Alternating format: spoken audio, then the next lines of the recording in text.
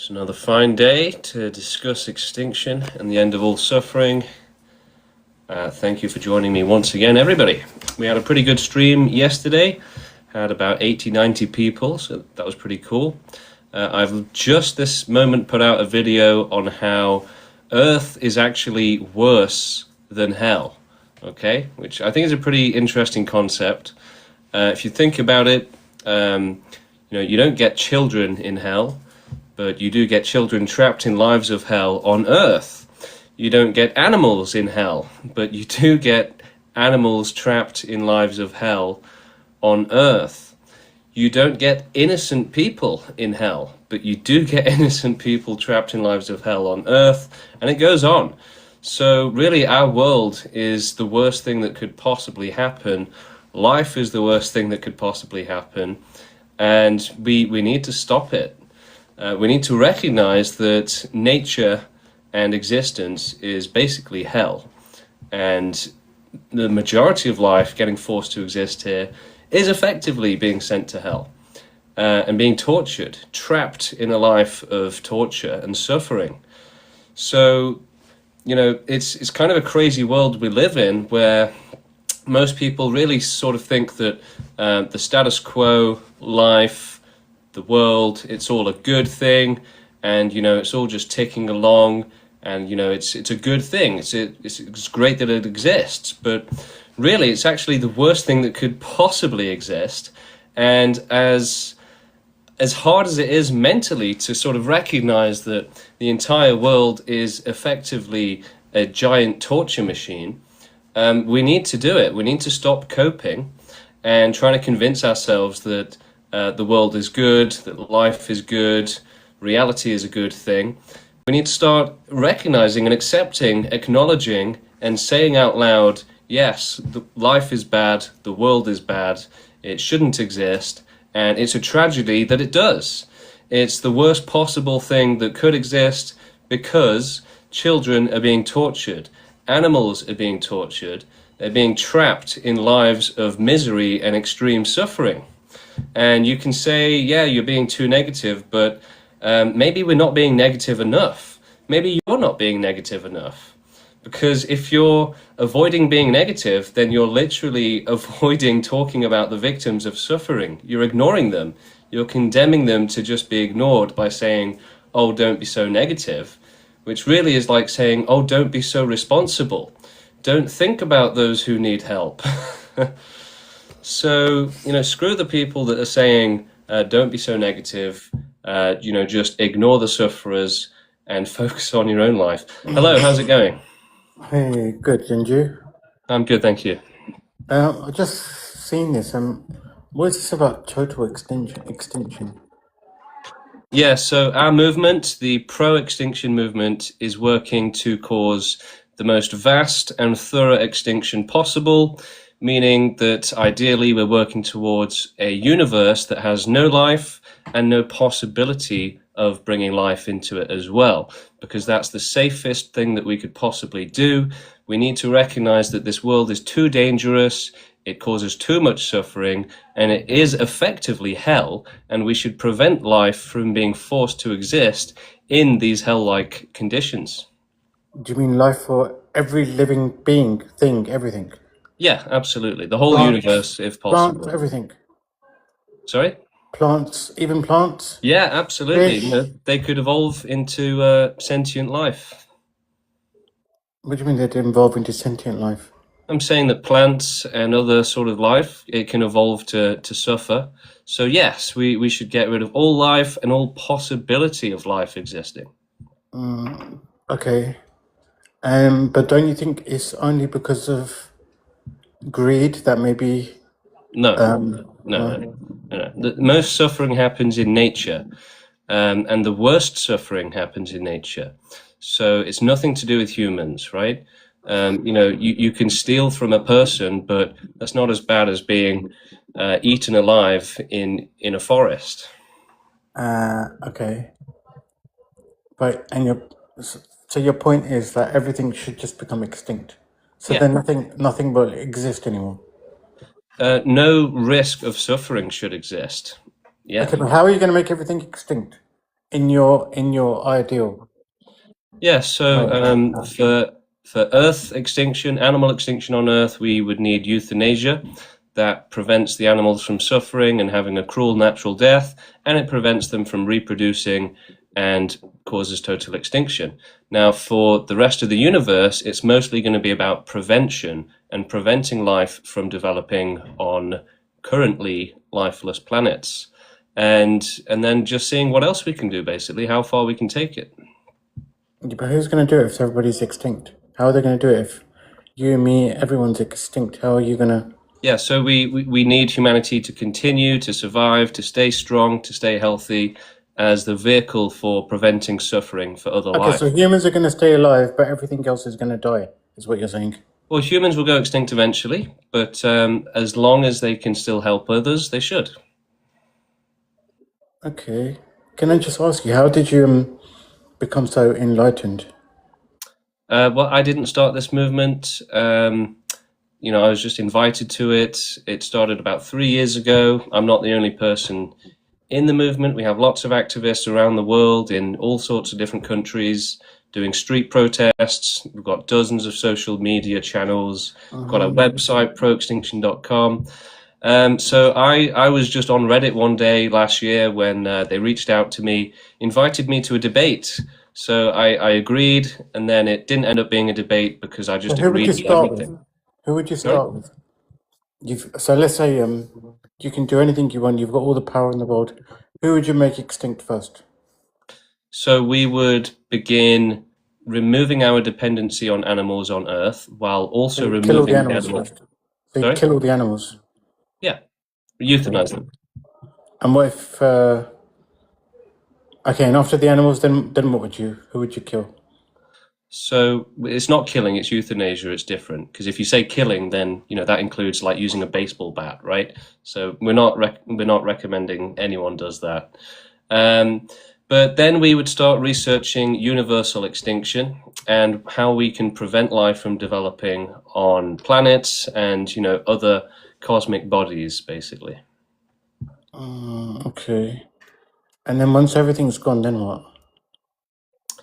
Well, the idea is that we should have the most thorough and vast extinction possible. So it's not just about making sure that no life exists, it's about doing the absolute maximum possible to prevent it from coming about. So that But then might if there's no mean, life and there's no being, then what exists? Nothing. yeah, that's right. So no suffering would exist, no risk of child torture, no risk of child abuse. That's the ideal state. Okay, but how? Okay. I mean, do you have any religion? Do you believe any religion? No, You're atheist. yeah. So where did you come? I mean, what do you believe then? How did you come? How did life come about? Okay, let me ask you another. Let me ask you another way. Let me ask you. So, see this top you're wearing, yeah? See the sweater you're wearing, okay? I can see where you're going with this. No, but I'm just asking. You have a sweater there, yeah? Yeah. And I mean, it's got a zip on there. I mean, do you know who made that zip? I'm sure some suffering was definitely involved, but in order to end all suffering, you have to cause some suffering, unfortunately. No, but whoever thought of that zip, that design. I mean, did you know that person? No. No. So I mean, Well, I it's think we've reached the end of that conversation and its use. We've got plenty of more interesting people, so let's get somebody on. Good chat though. Thank you for coming on. Hello. Oh, sorry. Oh, How's that's it my going? bad, guys. We've got two on at the same time. My mistake. I'll bring you back on later. Libertuga, hello. How's it going? Hello. All good. So let me ask you something. Yeah. So suffering exists, and suffering should be reduced, Eliminated. eliminated. Yes. That's to be argued. So Well, think I would about. say yes, we should have no children being abused, no children being tortured. Now, if you think otherwise, then let's hear it. No. Yeah. Okay. So think about you or me. We do experience some suffering, but we choose to be alive. I mean, we don't kill ourselves, Well, and no, I so didn't. I wait. didn't choose to be Let alive. me. Can I just I was finish the forced point? into it. Can I just finish? Sorry, just 1 second. And so, I mean, we internalize that suffering may exist in our lives. However, we we think that at least on average will Internalize. be. No, but by internalize, I mean we acknowledge that we may experience suffering in the future, but we weigh that suffering against the happiness, and we choose to remain alive. So wouldn't it, right? So I would if say there is more happiness a than very small suffering, minority does that. A very tiny minority is what you're referring to. Most sufferers are animals, they're children, so they don't get any sort of decision like that. but how would you go about eliminating the population? So we're not advocating for humanity to go extinct until after animals and non-human life. But for animals, we can do euthanasia. And for the majority of the life that we want to help, it's about preventing it from developing in the first place. So planets where there is no life and making sure that none comes to exist, to suffer. Okay, interesting. So suppose you end all animals and then you go to humans in your second phase. And suppose, how would you bring about the extinction of humanity? Would you allow people that willingly want to stay alive to stay alive? I would say that if the conditions are safe for that, then yes.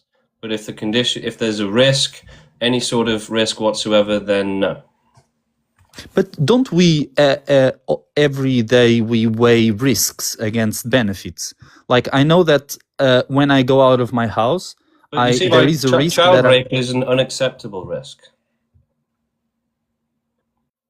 right. So But there are certain risks. There are rapists, certain yes. risks that are unacceptable, and child abuse is one of them. So I see that what you're saying. We should risk some child abuse so that we can have some fun.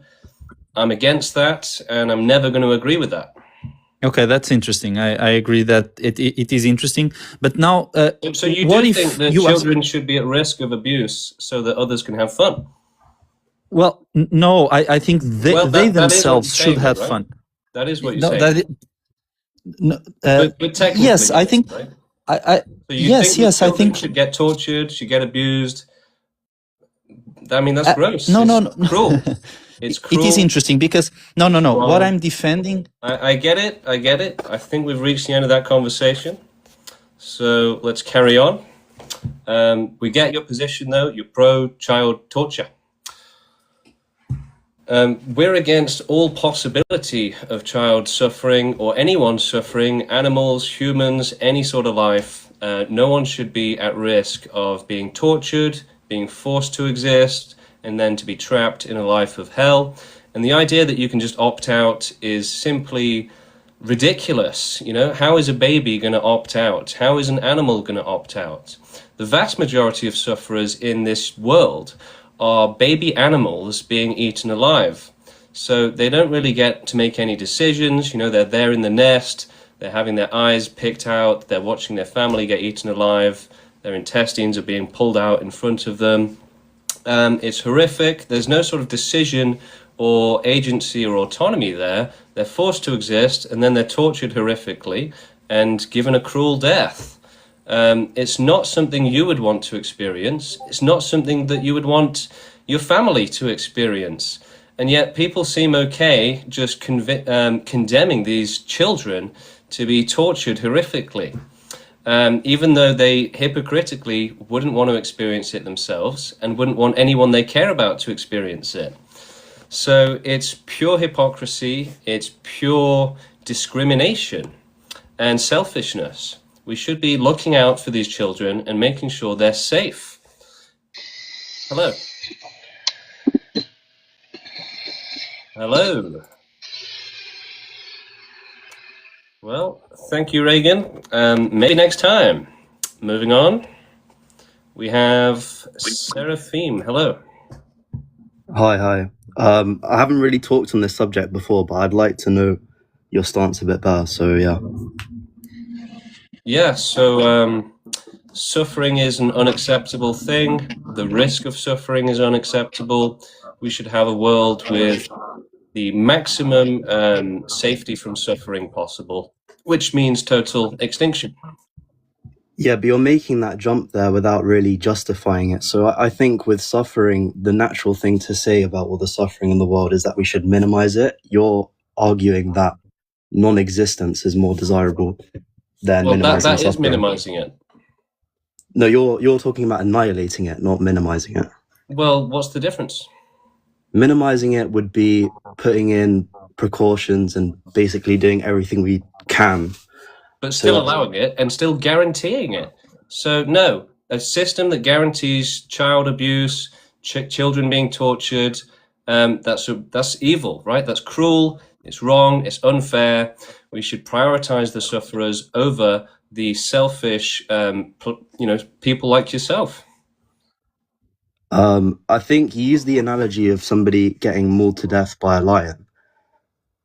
The reason why that person's running away from the lion or trying to stop the lion from killing them isn't just because they don't want to have a death full of suffering. It's because they actually desire existence. Yeah, I think that's a bit of a reach to say that everyone and every life form desires existence. That's definitely I wouldn't say everyone. I'd say the vast majority do. Well, children can't really, babies can't really think about that kind of stuff properly. And, nature essentially just programs them to do its bidding. So you're actually confusing their will for nature's will. And nature's will is, I don't care how much you suffer, just go and reproduce, because that's the only success metric. So you're confusing like ethics with, natural chaos, basically. I'm presuming you're anti-natalist as well, right? No, I was before joining this movement, but actually antinatalism is bad for extinction. It's a self-defeating ideology where all you hope for at best is to convince a handful of people in your lifetime not to have kids themselves. But it does nothing for animals. It does nothing to actually achieve human extinction. It's a complete waste of time. So how would you go about humanity extinction? Yeah, so we don't actually want humanity to go extinct for a long time, hundreds, perhaps even thousands of years or more, because humanity is the vehicle for helping other life. So we have to stay around because we're the intelligent ones, and it's the unintelligent life that can't help itself that we have to help. Okay, but I still don't understand what your justification for non-existence rather than suffering being reduced as much as we can. Because non-existence is the highest form of safety from suffering. Yeah, but you're not giving me a criteria in which non-existence is more desirable than facing minimal suffering. For example, like... Well, when you say minimal suffering, I would say that's bullshit, basically. What minimal suffering are you talking about? Like children being tortured, suffering terribly, that's not minimal. I agree all of those things are bad, but I'm saying we should work towards a society where those things don't occur. Yeah, opposed I agree. to just destroying society. Well, you see, extinction is the only way to do that. It's not the only way to do that. I think saying it's the only way to do it it's the most ethical way to do it, because the alternative is to guarantee far more suffering than we could definitely prevent with extinction, right? So, for example, animals suffering in nature, right? Euthanasia immediately ends that suffering and guarantees no more animals being trapped in a life of hell and being tortured for millions or billions of years. Whereas the alternative is to do what? Try and prevent earthquakes, try and turn every lion into a herbivore. It's just a fantasy. And really, those unrealistic solutions are not doing any favors to the victims of suffering, because they're condemning them to far worse suffering. They need realistic solutions, curing every last disease for every last animal, preventing every last injury. That's ridiculous. Whereas euthanasia already exists, we already do it at a large scale. So that's the best and most effective way to prevent suffering, and to make sure that no other life is forced into a life that they never asked for and then get trapped in a life of hell, right? There's nothing possibly worse than that, and that's what we should prevent. I mean, okay, I'm more concerned about talking about humans than animals, but on your animal point, I've got a dog, right? My dog is happy. My dog loves existing. He has stuff to live for. He lives a happy life. I don't think there's no visible sign in my dog's life that he wants to not exist, that he wants to die. He Yeah, has but things to live animals for. He's don't have happy. the intelligence. I think it's cruel. I think it's more cruel Animals don't for have the you to say. intelligence to make proper decisions, though. Yeah, but I wouldn't say that inhibits them from desiring existence. And I think it's more cruel for you to say that every animal's existence should be terminated. But, if I think about it this way, if I raise, a puppy, let's say I buy a puppy and start torturing it, is it okay just because it still wants to live? No, absolutely not. Yeah, but that's a moral issue. That's not a argument for the extinction of all. Okay, bro, I'm getting bored. Let's move on to someone more interesting with perhaps more intelligent thoughts. So let's try and bring on Callum. Callum. No. Let's try Hoddle Shark. Hello, how's it going? You right? Yeah, you good? Yeah, are you? I'm good, man. So, I mean, my first initial thought is this is kind of like a new thing I've never heard of.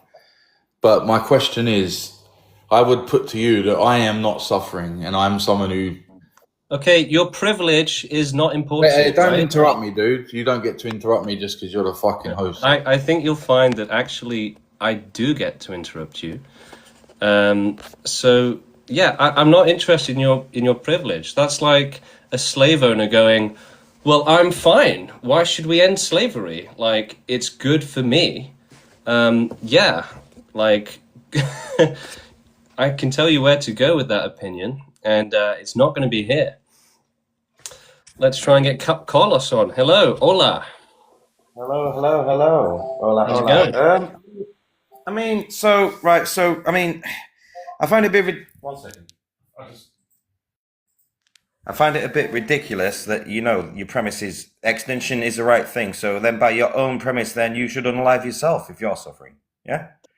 No, that's actually inconsistent with with the way it works at the pro-extinction movement.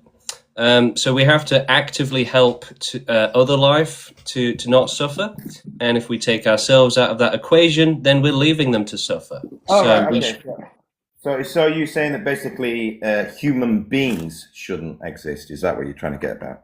No, we're saying that no life should exist in the entire universe. But you're alive, dude.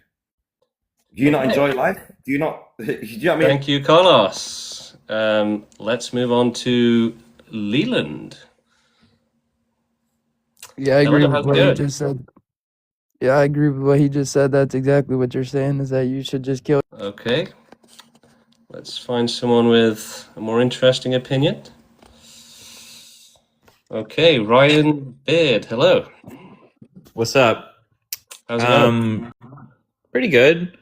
So, like, what sort of like moral framework are you operating off of with this pro-extinction thing?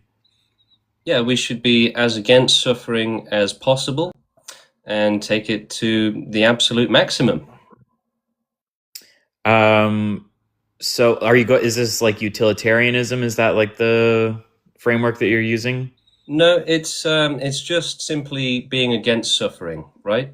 And recognizing that safety from suffering is more important than existing and surviving and maybe having a bit of fun if you're lucky.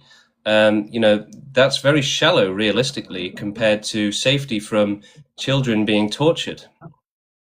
But what is your like justification for this if it seems to be the case that like most people prefer like living a life, even if people have to experience some suffering, generally they seem to like want to still live a life even though they have to go through suffering at some point. We should be minimizing suffering as much as possible. I agree with that, but not minimizing it to the point where we're then taking away life.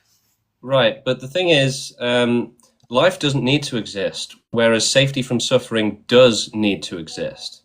So that's more important, far more important. Yeah, but give me If an someone, argument for that. Like you just kind of stating your listen, premise over and over. someone surviving and watching Netflix and brain rotting is not, that happening is not as important as making sure a child doesn't get, molested to death, basically. So we need safety, whereas we don't need existence. Safety is far more important. Safety has to come first, and saying that we shouldn't have But total safety why? because it's What's your ethical, argument it's for the right why? thing to do. So Because you're just so it's just a circular like my ethical framework is this, and I don't really have any it's argument to common sense. justify it. It's I'm common just gonna sense. It's common sense, right? No an child appeal, should be an tortured. appeal to common sense. You know that's a logical fallacy, right? Wow, if common sense is a fallacy for you, then I'm very sorry to hear that. But Well, it yeah, it's should be called the appeal to obvious, common sense fallacy. Ryan, Yeah. it should be obvious that no child should be abused. And if you're pro-suffering, pro-child abuse, then I would say that's very sad. And you should really look at yourself in the mirror and I realize think that. I think that we can minimize this as much as possible without But completely losing all utility. minimizing is an excuse of criminals and oppressors to say, well, we're not going to end slavery, but we can give the slaves pillows because we still need the money that those slaves are making for us. That's basically what you're saying. Screw them. So, Let are them you saying suffer. like we should kill children so they can't suffer anymore? Is that your argument? No, basically? no. It's about preventing children from being tortured. So that's far And worse. how Right? how are you going to accomplish That's this? far more important, Ryan. How are you going to get rid of everyone? There's nothing worse than a child being tortured for their entire life, right? So you need to get your priorities straight and recognize that safety from that is the most important thing. Okay? Yeah, but you didn't answer my question of how you're going to accomplish this extinction. Well, now you're changing the goalposts, right? You're moving the goalposts. I'm not Have you- moving the goal. Have you, I mean, I Ryan, reject your premise have in you ever general. heard of, do you know what moving the goalposts means? Moving the goalpost is when you accept some premise and then the person like disproves it, and then you shift the premise No, to a different basically, goalpost. it's where you say, no, that's wrong, and then I disprove you, and instead of accepting that, you say, but how are you going to do it? So that's moving the goalposts, and it means that you can't actually argue No, I your didn't move the position. goalpost because It I means never that you can't accepted argue that your what you're saying. position and that you're spouting nonsense. So thank you for coming on, Ryan. But yes, it should be obvious that children being safe from suffering is more important than privileged scumbags like yourself having fun while literally condemning them to be tortured. We should prioritize the safety of the innocent and the meek over the fun of selfish, cruel people like that guy. We're on the side of the victims. They're on the side of literally the oppressors. Hello, how's it going? Hello, buddy. Are you okay? I'm good, thank you. How are you? I'm good, thank you. But are you actually okay? Yeah, but it's really other life forms that are doing far worse than you or I. So, No, that's fine. Yeah, no. Are you okay in your... well, thank you for your concern. But like I said, it's other life that you should actually be concerned for, unless you're just trolling, right? Why be concerned for me over a child being tortured? We do get some crazy people come on this show. Hello, how's it going? Yeah, good. And you? I'm good, thank you. Excellent. Look, I agree with your point around there is nothing worse than a child suffering. Completely agree. I think anyone that doesn't would be, a complete psychopath. My question is, look, I'm not debating your thoughts or feelings. I just want to know, actively on a daily basis, aside from this sort of platform, what is it you consider you do to reduce, minimize, and ultimately prevent that suffering that you're, pushing or putting out there and saying exists? Yeah, so our activism is for the movement. We have to work towards the end of suffering. It's not just going to happen by itself. So that's my contribution is working for this movement. Okay. I'm sorry to interrupt, but whilst it's occurring and you are working towards that ultimate goal, Yeah. is there anything else you do to assist with the prevention of this suffering? No, I'd say that this is the most efficient use of my time. Okay. And out of interest, what is it that drew you to this belief? What is it that started you to think this way? I'm not sure how many people are in this movement, whether it's a one-man band or there are others. But No, what is I it? didn't start the movement. Okay. There's about 15 activists from all over the world. So how did I get into it? That's a great question. In 2019, I'd gone down like a left-wing rabbit hole, and I wanted to know, what party should I support? What movement should I support? What side should I be on? And I couldn't really find one that seemed to, be working towards a good world, basically, a perfect world. So I kind of gave up, and eventually the pro-extinction movement contacted me last year. They said, help us end all suffering, achieve a suffering-free world. And I thought, I can't think of anything better than that. Let's do it. How can I help? Right. And then, and just out of interest, because I've not been contacted by the pro-extinction movement, how would they contact or target an individual to believe that they share the same beliefs? So we were on Reddit, and we had a subreddit with like 1,500 followers, which wasn't very much, but all of us activists were doing invitation campaigns. So if you're a moderator on a subreddit, then you can just click on people's names on Reddit and like basically just invite them to the sub, and it will send them an official invitation. So that's how we were reaching out to people. But we've kind of transitioned more into just videos and video making. For example, I made a video that got nearly 150,000 views. That got loads of attention and people joining the movement and the Discord and stuff. So that's kind of my main focus at the minute. Okay, and with a belief such as this, and obviously you can, I appreciate you can understand you may not agree, but this is a controversial sort of thought process to the general public, right? That's a given. How does your organisation prevent potentially extremism? Because the extremism that could go with this view could be quite dangerous. I appreciate you come across quite placid and informative, but there could be an element of extremism that could connect to such a view. What kind of due diligence does your movement do or would plan to do if it was to scale further? Yeah, so we're constantly telling people, on our videos and on our websites, everywhere that we can, that we are against violence, we're against individual acts of euthanasia, self-harm, and violence. It's not helpful to the movement. It just causes chaos. And, even if you went to a forest and started euthanizing some animals, they're just going to come back, right? A new batch is going to replace them. So it has to be done in an organized and structured way. I don't know if you're referring to the Ephilism incident where Gary and Mendham, so one of his viewers essentially did take matters into their own hands. And correct. Yeah. But I would say that, part of the reason that happened is probably because Gary doesn't have a clear message. He doesn't have a consistent message. And he's actually against peaceful, organized activism as well. So I would say that he wasn't really handling his messaging responsibly, whereas we do. We're constantly telling people that we're peaceful activists, that, we work within the law and within peaceful bounds.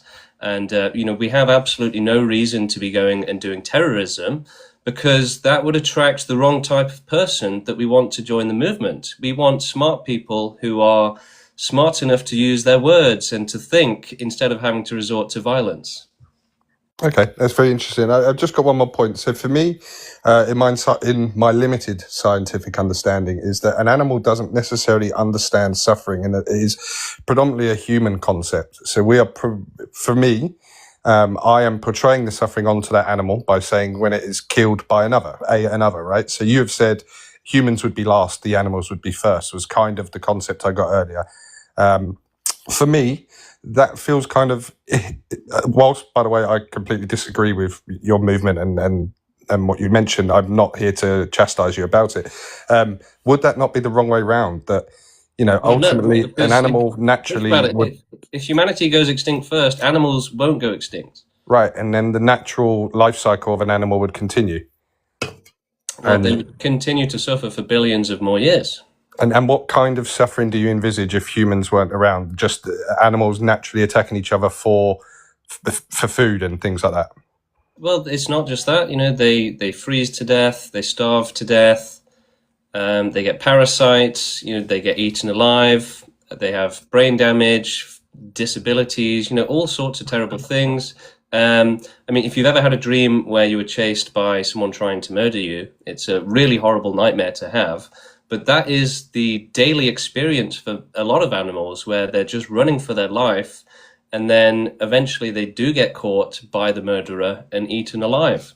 So it's a terrible experience. You wouldn't want that. You wouldn't want anyone you care about to have to go through that. So Right. animals shouldn't have to do it either. Right, but an animal's cognitive ability is very limited. So the time that is over, the time of that short span of suffering, if we want to call it suffering, from running from a lion or a bear or whatever, that short period of suffering does dissipate quite quickly in an animal, and they do return to their normal lives. So the predominant part of their lives has no suffering whatsoever. They do not realize they're suffering. I would definitely disagree with that and say that maybe some lucky animals don't have it too bad, but the vast majority definitely do, because the vast majority die a painful and cruel death during childhood, usually as babies. So you can't really say that a baby that's been alive for 3 days, starving, and then gets eaten alive is having any sort of balance, or wouldn't be better off not being born. And Right. I also think that you're completely ignoring all of the animals that get chronic pain, diseases, cancers, injuries, all sorts of things, to where it absolutely does turn their life into hell and 24/7 extreme suffering. Okay, so the point is that it's better not to not have life at all, is what we're saying. It's safer. It's safer to not let them. Okay, interesting. Yeah, look, those are my questions. I appreciate your answers. We obviously, not everyone's going to agree, but no, I appreciate having a discussion. Thank you for coming on. All the- I much prefer that kind of guest over the other ones that were just trolling. All right, we've got quite a few people in the queue. The queue doesn't automatically empty when someone leaves the stream, so we might have to try a few people. Oh, okay. Yeah, hello. Hello. I'm actually quite interested in this, to be honest, but I've got a question for you to kind of speed up the, let's say, like flowchart of conversation. Now, I was thinking about what you said earlier, and I think I'm willing to concede things like veganism, maybe antinatalism at a stretch. So let's just imagine we've got this hypothetical world. We've maybe made a lot of progress on planet Earth, and we're now in like a vegan, well, utopia insofar as the animals are not suffering anymore, right? Now, my question to you would be, what would the justification be for removing the plants and bacteria and such if we don't have a good reason to think that they have phenomenological suffering? Because they could evolve to do so.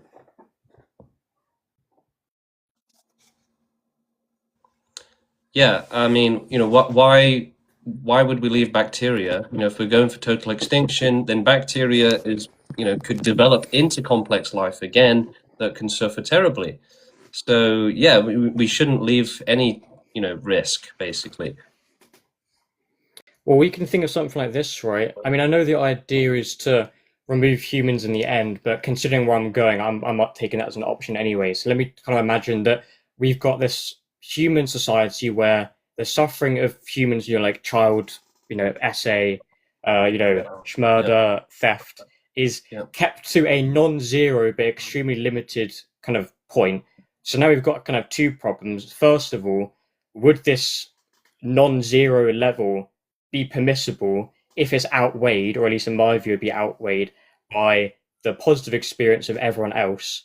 And then the second point would be, if that's acceptable, then we'd have humans that are alive perpetually that can then remove any animals, or sorry, any bacteria that evolves into animals. So you've got these kind of like cosmic stewards that are like self-sustaining, only live on plants and bacteria, and if the plants and bacteria evolve, then we remove them and drop them back down to their primitive stages. Yeah. So no. I mean, basically, we really just believe in no risk of suffering. The thing is, there's no pleasure that can outweigh or justify a child getting essayed to death, right? Or even worse things than that. So, the thing is, when you have such outrageous dangers, such as being trapped in a life of hell, which is the worst thing that can happen, you really have to go all in on safety against that. And anything less than 100% safety, or trying to go for 100% safety from that, is literally risking it happening. So it's not acceptable to those that end up suffering. It's cruel, it's wrong, it's unfair. And as long as you have a policy that says that children being tortured is acceptable, then you're never going to have a fair world, an ethical world. You're never going to have consistent ethics or morality. You're always going to have evil, basically, and you're allowing for potentially unlimited suffering. People kind of have an extreme optimism bias when it comes to suffering and life in general.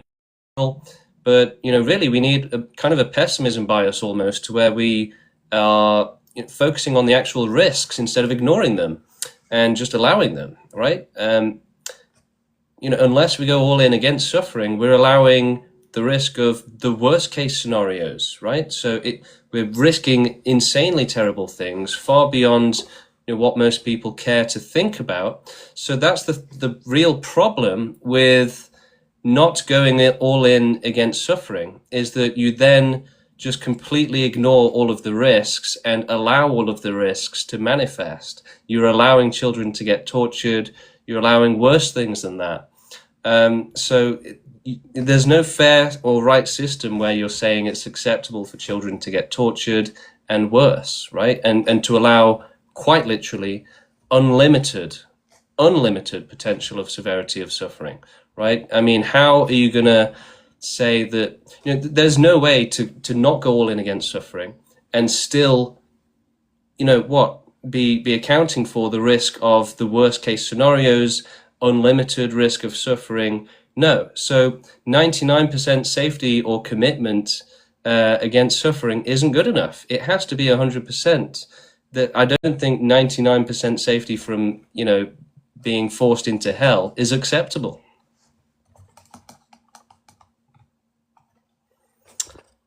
Okay, they might have fallen asleep. I did go on for quite a bit. Let's move on to our next guest. Hello. Hey, yeah, I just had a question. Like, I'm assuming you're vegan. I'm vegan. No, I'm not. No. What? Oh, okay. I thought you were against suffering.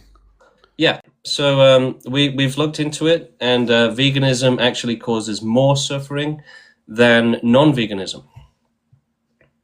How can you explain? Yeah. So vegan agriculture takes up an incredibly small and efficient amount of space and land, whereas farming and animal agriculture takes up approximately at least 5 times the space that vegan agriculture does. A lot of that is growing food to feed the animals and the livestock. A lot of it is deforestation, and then on top of that 5 times, once you start accounting for all of the industries that are sort of non-vegan in a sense, if it's a timber company tearing down a forest, hopefully most vegans would say that's non-vegan. So if you include all of that other industry outside of food, then effectively, if you didn't do all of that stuff and only did vegan stuff, you would be allowing wild animals to inhabit all of those spaces. So actually, that's going to cause way worse suffering. So deforestation is a good thing. Hang on, I'm a bit confused. So you're saying that we should, let's say we compare the pigs in factory farms versus wild boars, let's say. You're saying that if we have a choice, we should cram... I would rather be a farmed animal than a wild animal. Let me just finish, right? So if we have a choice between the wild boars in the wild and pigs in factory farms who get forced into gas chambers at 6 months old, you're saying, let's have less of the wild boars and let's have more and more. Let's have like millions, like keep going with more of the factory farm pigs that get crammed into sheds and then force them into gas chambers at 6 months old. That's your argument. So no, all suffering is bad, but technically non-vegan Yeah, but just to agriculture answer is my point, in the choice between those two, because that's what you're talking about. You're comparing wild animal suffering versus the well, captive livestock. You would have a preference for the yeah, pig farming that puts them in sheds and has them forced into gas chambers at 6 months yes, old. yes. Okay, so let's apply that then to our species. So you would be in favor versus free humans and livestock humans, let's say. You would prefer to have lots of humans in a kind of holocaust system where we force those humans into gas chambers. Whatever's safest, basically, and causes the least amount of Okay, suffering. well that's the reductio absurdum. Well, it's not really, but if that's the extent of your ability to argue, I feel sorry for you. Let's see if someone else can join who can actually argue. But yeah, wild animals suffer worse than farm animals. Just think about it. It's really simple and easy to understand. Would you rather be a farm animal or one that gets eaten alive, right? Farmed animals, they get food, 3 meals a day or whatever it is. They get shelter from the storms, from freezing conditions. They probably get, fans and radiators. They get, they're not being chased by terrifying, murderous animals all day, every day for their entire life. So they don't have to live in constant fear. They might have some fear, obviously, but I would say, to a life that's, you're not being chased and ripped apart, I would definitely prefer that. They get medicine, they get euthanasia.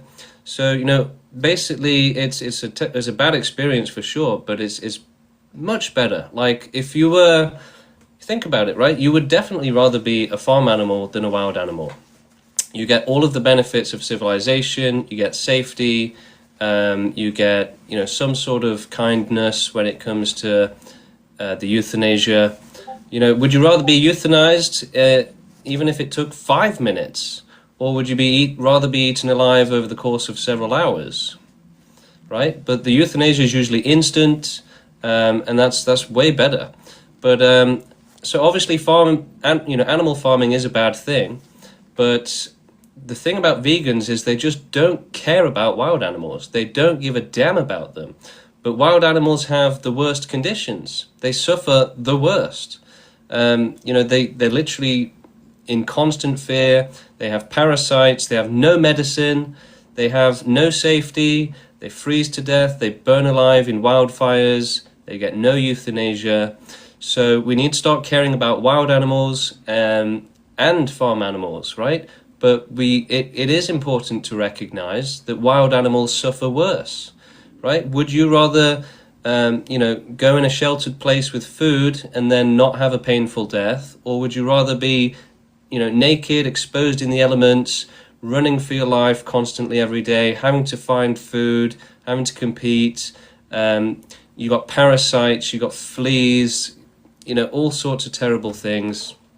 And then you get eaten alive. Yeah, it's all bad. Animal farming, wild animals, it's all bad. But, most people think that wild animals are fine and that they should suffer and that we shouldn't do anything about it. And that's the problem with vegans. Vegans, their position by default is that wild animal suffering is acceptable, it's fine, and it should continue. So they're literally saying that, baby animals should get tortured, they should get eaten alive, and they're happy with that. And whereas they're saying that animals being euthanized and given food, that's somehow worse than being eaten alive. It doesn't make sense. It's hypocritical. We need to basically stop discriminating and go for all suffering, right? This whole thing of, these sufferers deserve to suffer, those sufferers don't deserve to suffer. No, stop saying that, animal farming is bad. Child abuse is bad. No, suffering is bad. All of those things are bad because they cause suffering. So if we don't want to discriminate anymore, let's go after suffering, because it doesn't matter if you're being tortured by a human or by an animal or by nature or by a disease, by cancer, you can suffer just as bad from any of them. So what does it matter if it's a human doing it or if it's a disease doing it? It makes no difference, right? Except for your emotional comfort. So, wild animals are the most discriminated against. People don't care about them. They have literally no one fighting for them. And they're the largest population on the planet with the worst conditions and the worst suffering. So we truly have upside down, backwards morality on this planet, where people are saying we should prioritize the privileged and their fun. We should make sure that animals and children keep suffering terribly so that the privileged can have fun. We should prioritize, the safety of humans who already have the best safety. Then we should prioritize farmed animals who have the second best safety. And then we shouldn't do anything about wild animals who have the worst safety. It's completely upside down. Like, it's so backwards that people support all of this suffering and only care about the privilege of the top 1% humans, basically. Like, it's just mad. We should protect the innocent, we should protect the most vulnerable, and not try and condemn them and find ways to exploit them. It's obvious. We need a fair system, and there's no such thing as a fair system that says that child abuse is acceptable. Hello, how's it going? Hi. So you're talking about how veganism doesn't care about wild animals, right? Yeah. So factory farming causes antibiotic resistance and a greater zoonotic diseases, right? Okay. So doesn't that cause more suffering to humans just apart from the animal farming? So it's you say we're caring about. Well, let's focus on where the 99% of the suffering on this planet is, because again, you're really focusing on the lucky ones, the privileged ones, the top 1%, which is oppressor mentality that you've got there. We should focus on those that suffer the worst, because wild animals don't have any interaction with antibiotics. So you're ignoring the biggest population who have the worst suffering. Why are you doing that? I'm not. So zoonotic diseases it spreads to wild animals, right, and kills off wild animals, and it increases suffering for wild animals too, right? No, not really. So when the bird flu came around, wasn't there just like thousands of birds dying to that flu? But again, you're talking about a tiny, tiny, tiny minority of suffering. We need to focus on all suffering. It can't increase into something bigger. So we have no clue of how much zoonotic diseases can spread. Like something could come up within the next 2 years. What does wipe out? What's your point? A good thing. It's animal farming does.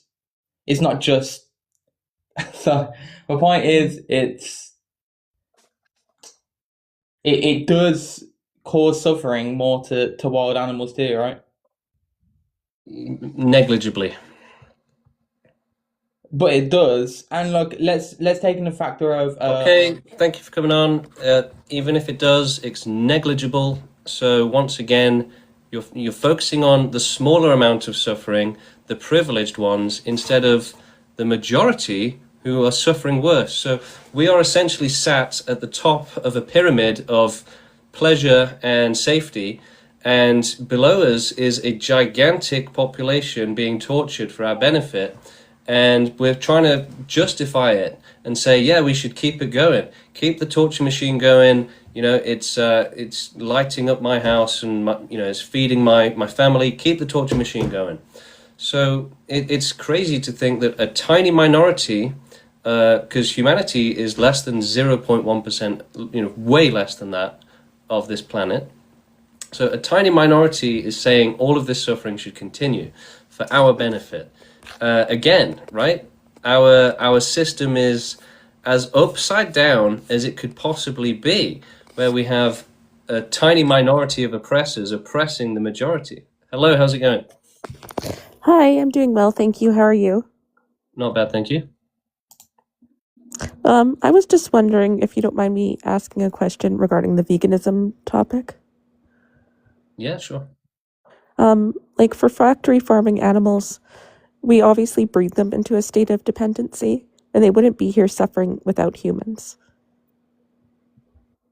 So these factory farms are creating more beings that come into a state of Hang on, dependency you and say they suffer. wouldn't exist without humans, but No, like a domesticated pig would not exist. Wild boars exist, but domesticated pigs would not. Just like a dog would not exist without human intervention.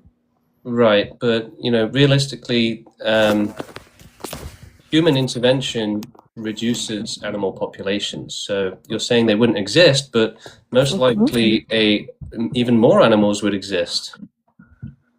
Why? Okay, so if we breed 90 billion animals into a state of dependency each year, and we were breeding them and then torturing and unaliving them, if we didn't have those animals, could we not focus more on the animals that are wild and suffering? Based on a utility calculus. Yeah, so absolutely. So when I say that veganism causes more suffering, that's in the current system. If if extinctionists ruled the world, then we wouldn't be saying, yeah, let's have more farmed animals and more animal farming. We'd be saying, no, let's abolish all of it, and yes, let's go vegan, but let's not completely ignore and forget about wild animals, and we have to do it in a way that respects their suffering and considers it equally. So if that makes sense. So yeah. So I agree with you. So if we all just stopped eating animal products, the market would collapse for this commodity. This would end, and then we could focus on the suffering of other sentient beings. No, so that wouldn't work because it would only work in the way that I described it, to where we can actually remove our dependence on farmed animals without hurting wild animals. So, if everyone started boycotting meat, then wild animals will suffer. And that's why we need to do advocacy. So if we eliminate one group of animals that have been bred into a state of dependency, next we can move on to other sentient forms of life. Right. So if we have people that have converted to veganism, they're not going to go out and want to eat these wild animals. The thing is, you can't really use extinction logic unless you're using true extinction logic, which means prioritizing the end of all suffering everywhere. So that means that we have to consider the entire picture and not just a small part of the picture. So what that means is that universal extinction is actually far more efficient a use of our time than Earth-based extinction, because there's much more to be gained outside of Earth than there is on it. So you don't care about the sentient beings on Earth suffering? But no, my point is that you're trying to essentially get us to focus on a single issue, whereas we need to focus on the bigger picture. And what is the bigger picture for you? Yeah, so the bigger picture is ending and preventing as much suffering as possible in the most thorough way possible. So we should be as against suffering as we can be, and anything less than that is selfish and unethical and allows children to be tortured.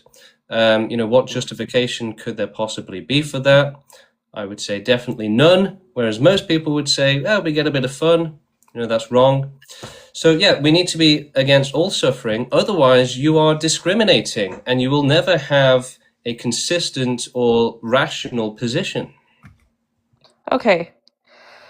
So can you see how maybe sometimes when we participate in markets in a capitalist society, it upholds suffering? So for example, if people were buying CP, they're directly creating child suffering and creating a market for that. Just like if you buy animal meat, you're directly creating a market for it. Right, but and you're causing more sentient beings to suffer. The problem is that you're focusing on the micro level, whereas we need to focus on the macro level, because that's where the real problem lies. Okay, so how do you propose changing this on the macro level in a pragmatic application? Yeah, so the vast majority of the suffering in this universe is only going to be combated with a movement, a position, principles of being as against all suffering without discrimination as possible. So that's what we need to work towards. And saying that we should only focus on farmed animals, that's not focusing on the bigger picture, and that is essentially discriminating against the larger population of sufferers. So that's wrong. We need to focus So on you're all saying, suffering. like, you're saying in other galaxies? Yeah, I mean, we have billions of years to do it, and there's many, many billions of years of suffering to prevent. So even if we only manage to help one planet, it would actually still be worth us suffering for like 1 billion years if we could prevent 2 billion years of suffering. But we can probably do much, much more than that. Okay, so you're proposing intergalactic travel to prevent suffering. Have you considered what we could do in the meantime to prevent suffering for sentient beings on this planet? Yeah, definitely. Okay. So we need to start doing universal extinction as soon as we can, but we should also do Earth extinction at the same time if we can. Yeah. So Yeah. even if we take this hypothesis to be correct, we need to stop breeding some beings into a state of dependency so that we could focus on domesticated animals. So we should stop, I agree with you, maybe we should stop breeding mammals and sentient beings into a state of dependency. So we could focus on eliminating certain types, like farmed animals, and then move on to other types of sentient beings. Yeah, I mean, the ideal thing would be an animal suffering-free planet, right? Well, yeah, I agree.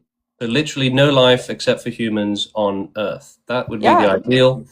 That's what we're working towards. So how do you think in a pragmatic application we could do this? Wouldn't it be more pragmatic to eliminate maybe the animals that humans are bringing into a state of dependency and then focus on the others?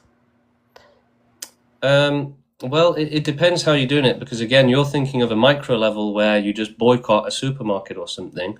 But realistically, we need to address this problem at a macro level. We need systemic and organized and structured change. Doing it as individuals is never going to be enough. So Okay, so how do you propose we do this then? So yeah. I mean, which bit exactly do you mean? Because again, how do we have systemic macro level change if we're not each going to be doing our own part? Yeah. So if we had control of the government and the world, we would. Well, I agree. I would do a lot of different things too if I had control of the world's government. But how do you plan to achieve that? Yeah, so that's what our movement is working towards. Every societal change in history has been against the grain. It took a lot of activism to abolish slavery, for example. Yeah. Well, that's so, yeah, that's how it happens, is one person changing their mind, right? And that's what we propose as vegans. We just want to have one person change their mind. Slavery didn't end because all of the slave owners decided to change their minds, right? They were forced into it, okay? So you want to force people into your movement? Would you force someone assaulting a child to stop? Well, that's why I'm asking you. Hopefully you would do that. So yeah, I mean, laws obviously require enforcement, otherwise they're just worthless. So yeah, obviously some force would probably have to be used. And I don't see any problem with that. Okay, so you're hoping to have more and more people come to your extinctionist side of things and then maybe take over the government? Yeah. Okay, so why couldn't we do that then and start eliminating sentient beings that are suffering in farms? Yeah, that's the plan. Okay, so as we have more and more people come towards this movement, we could encourage them to stop their part in having sentient beings suffer. So maybe if we had some sort of PDF file, we would encourage them to stop being a PDF file. Just like maybe we can encourage people to stop eating meat until the civil war happens. In the current context, animal farming causes less suffering. Okay, so if if someone wanted to join your movement and they're like, yeah, I'm a PDF file, wouldn't you encourage them to stop doing that? Yeah. Okay, then why would you not? What if they're like, yeah, I like hunting and unaliving and eating humans? Would you tell them to maybe stop doing that? Well, at that point, they'd probably be too criminal to get involved with. Okay, would you try and advocate for them to stop? No, I think anyone can do activism for ending suffering. Really, if it doesn't matter who you are, what your history is, if you open a social media channel and start saying, no child deserves to suffer, we should work towards a suffering-free world, then I think that you're doing good, no matter who you are. So, isn't a PDF file a criminal? Just like the person that hunts people and eats them? No. So a PDF file isn't a criminal? No. Do you know what a PDF file is? I think I know it better than you, because they're not criminals by default, no. So a pedophile isn't a criminal? No. Why are they not a criminal, yet someone that eats people a criminal? Because one, there's a difference between someone that assaults children and someone that wants to assault children, in the same way that there's people that want to murder and eat people alive, and there's people. No, they are a PDF. They are a PDF file. Like they've done that. Well, there's a difference, because to be that isn't by default someone that goes and actually acts on it. But if they've acted on it. In that case, we wouldn't want to relate to them because they're too criminal to get involved with. Yeah. Okay. So what if they just say, I'm thinking of doing these things? If they said like, you know what, I'm going to be a criminal anyway, no matter what, but can you send me a video on how to do some activism? Maybe I would send the video. Okay. So would you try and maybe tell them, maybe don't cause sentient beings to suffer? Yeah, of course. Okay. But the thing is, the point that you're working towards doesn't make sense. It doesn't work because, again, like I said, thank you, Jordan. Because at the minute, veganism does cause more suffering. So yes, we need to work towards a vegan world, but both antinatalism and veganism, ironically, cause more suffering at the minute. In the future, they might be good ideas, but right now, they're not. Well, how does veganism cause more suffering? So if we were not breeding 90 billion animals into a state of dependency, they just wouldn't be here suffering, right? Yeah, but other animals would be. Yeah, so if we look at a utility-based calculus, those 90 billion would be gone. So there's going to be no more animals suffering. If we have the 90 billion and they're gone. If there's other animals that replace them in greater numbers, then yeah, but I'm saying they wouldn't replace them. And well, yes, if we can make it so that they wouldn't be replaced, then yeah, I'm all for it. But that's not the current system, is it? In the current system, they will be replaced. What would they be replaced with? Wild animals. So why would wild animals replace these animals that we have to grape? Because wild animals live in the wild, right? They live anywhere they can. Yeah. Okay. So are you saying because they'd have more territory to inhabit? Yeah. Yes. Okay. Okay. So wild animals, they're not like a lot of wild animals. They're not. You're gonna struggle here, to be honest. But sure, go ahead. Okay, a lot of wild animals. Just because, so we would eliminate 90 billion. A lot of what? A lot of wild animals don't suffer. The vast majority. No, a lot of wild animals do suffer. So if we weren't breeding these animals into a state of existence, we could then go on and focus on the wild animals that are suffering. People would have to hunt. Look, the thing is, unless you're actually working on this and really getting stuck into it, then your ideas are never going to make sense, right? Because you're coming at it from a half-assed position. If you want to join the movement and actually try and think about it properly instead of just off the cuff and get it wrong, then join the movement and we can actually get into this properly. But there's no point just kind of throwing off, contradictions and just random guesses, basically.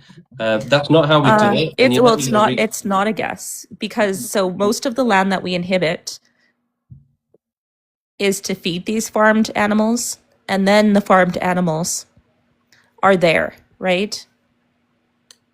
Yeah. Okay.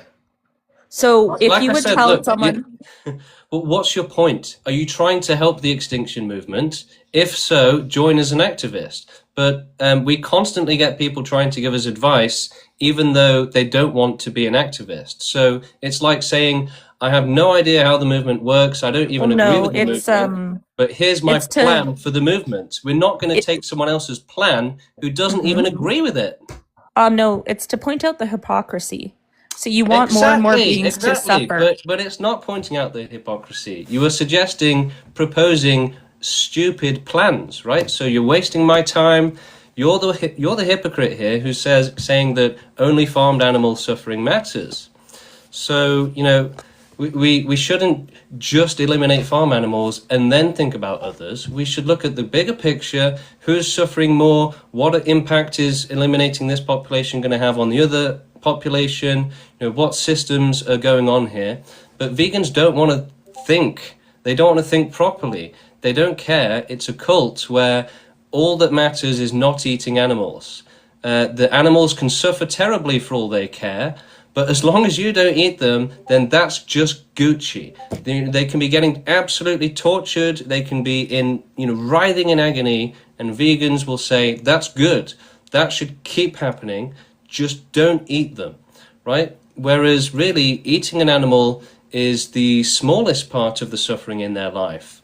The vast majority of it is the rest of their life, especially for the unluckier ones who have diseases, who get tortured, who are being chased by predators, who have brain damage, chronic pain, all of these terrible things. So, vegans are insane. They care about something stupid and emotional. They just care about the emotional image of don't eat them. They don't give a damn if they suffer terribly, and they don't care about wild animals, which is, it's almost like racism, right? Just out and out racism. These animals deserve to suffer, these ones don't. I like these ones more, I don't care about these ones. So vegans are actually evil people. They're virtue signaling, and they think they have superiority over others, while they themselves are actually discriminating against the worst sufferers and the biggest population of sufferers. So, veganism is a joke, and we should never take vegans seriously, because, what do they care about? They care about a small percentage of suffering for animals in a small population of animals. They're a joke. So yeah, veganism is never going to help the world. Veganism literally encourages discrimination and guarantees suffering. So we need to be against all suffering. Veganism is nothing to do with that and never will be. Okay, let's get somebody else on. Hopefully someone a bit smarter. Hello, how's it going? Hey, I'm good. How are you, James? I'm very well, thank you. Good, good. So I'm 39 years of age. I've been vegan for about 16 years. But I completely agree with a lot of the stuff that you're saying as far as suffering goes. I think, nothing should suffer in 2026. And the thing about the vegan community is that they're very misled and distracted by the suffering of animals, when actually, when you look at the statistics on world hunger, 25,000 people are starving every day on Earth to death. 25,000, maybe 26,000 every day. And the meat and dairy industry is directly linked to world hunger. And a lot of people don't know that. A lot of vegans don't know that.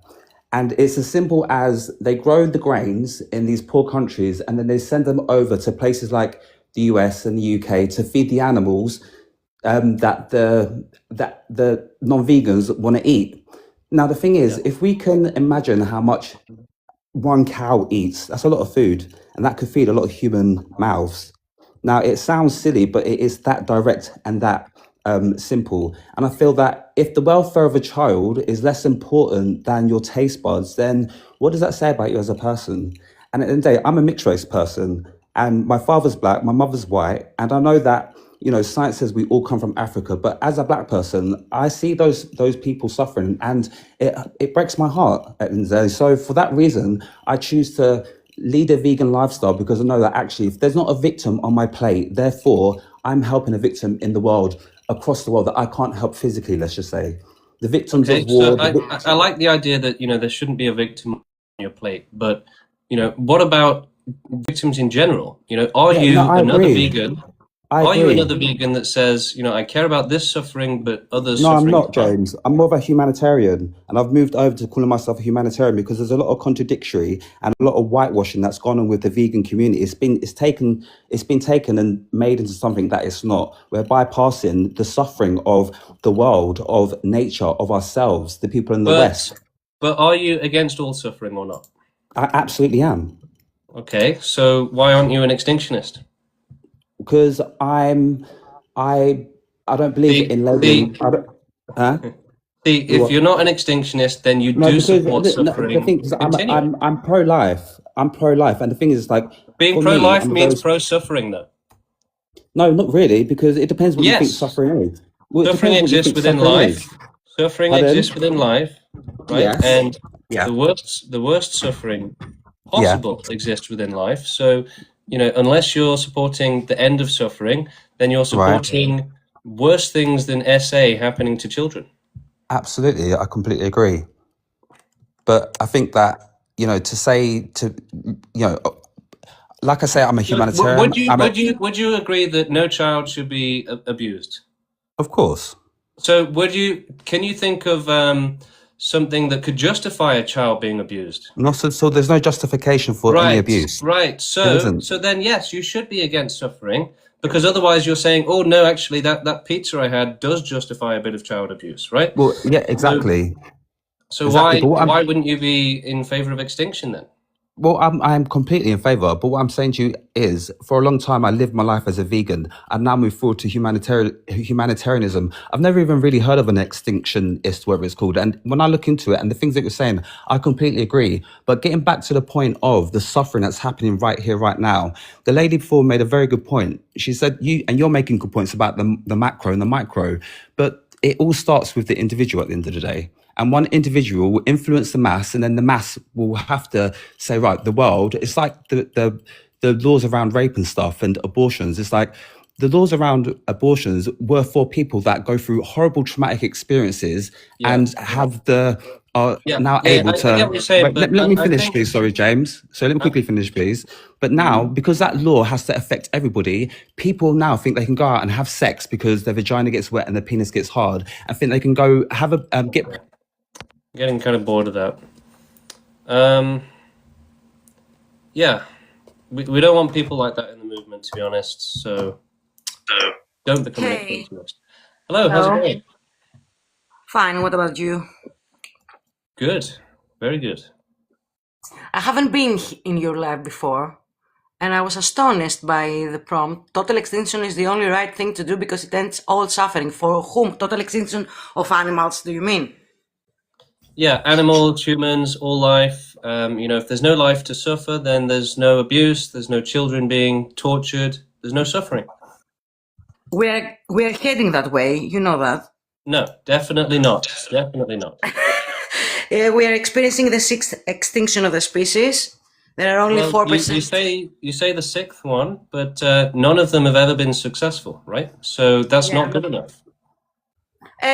On a very large proportion, maybe. That's not good enough. Okay, so what do you suggest to do? So we suggest a structured and organized causing of extinction, right? We have to actively help others. We can't just pray for an asteroid. Like a bomb? You can't just pray for an asteroid. That's irresponsible and lazy. So no, not a bomb. Euthanasia for animals already exists. We've already made several species of animals go extinct. Yeah, I know that. And that's without even trying. So we can absolutely do more of it, and euthanasia is the ethical way to do it. It prevents more suffering.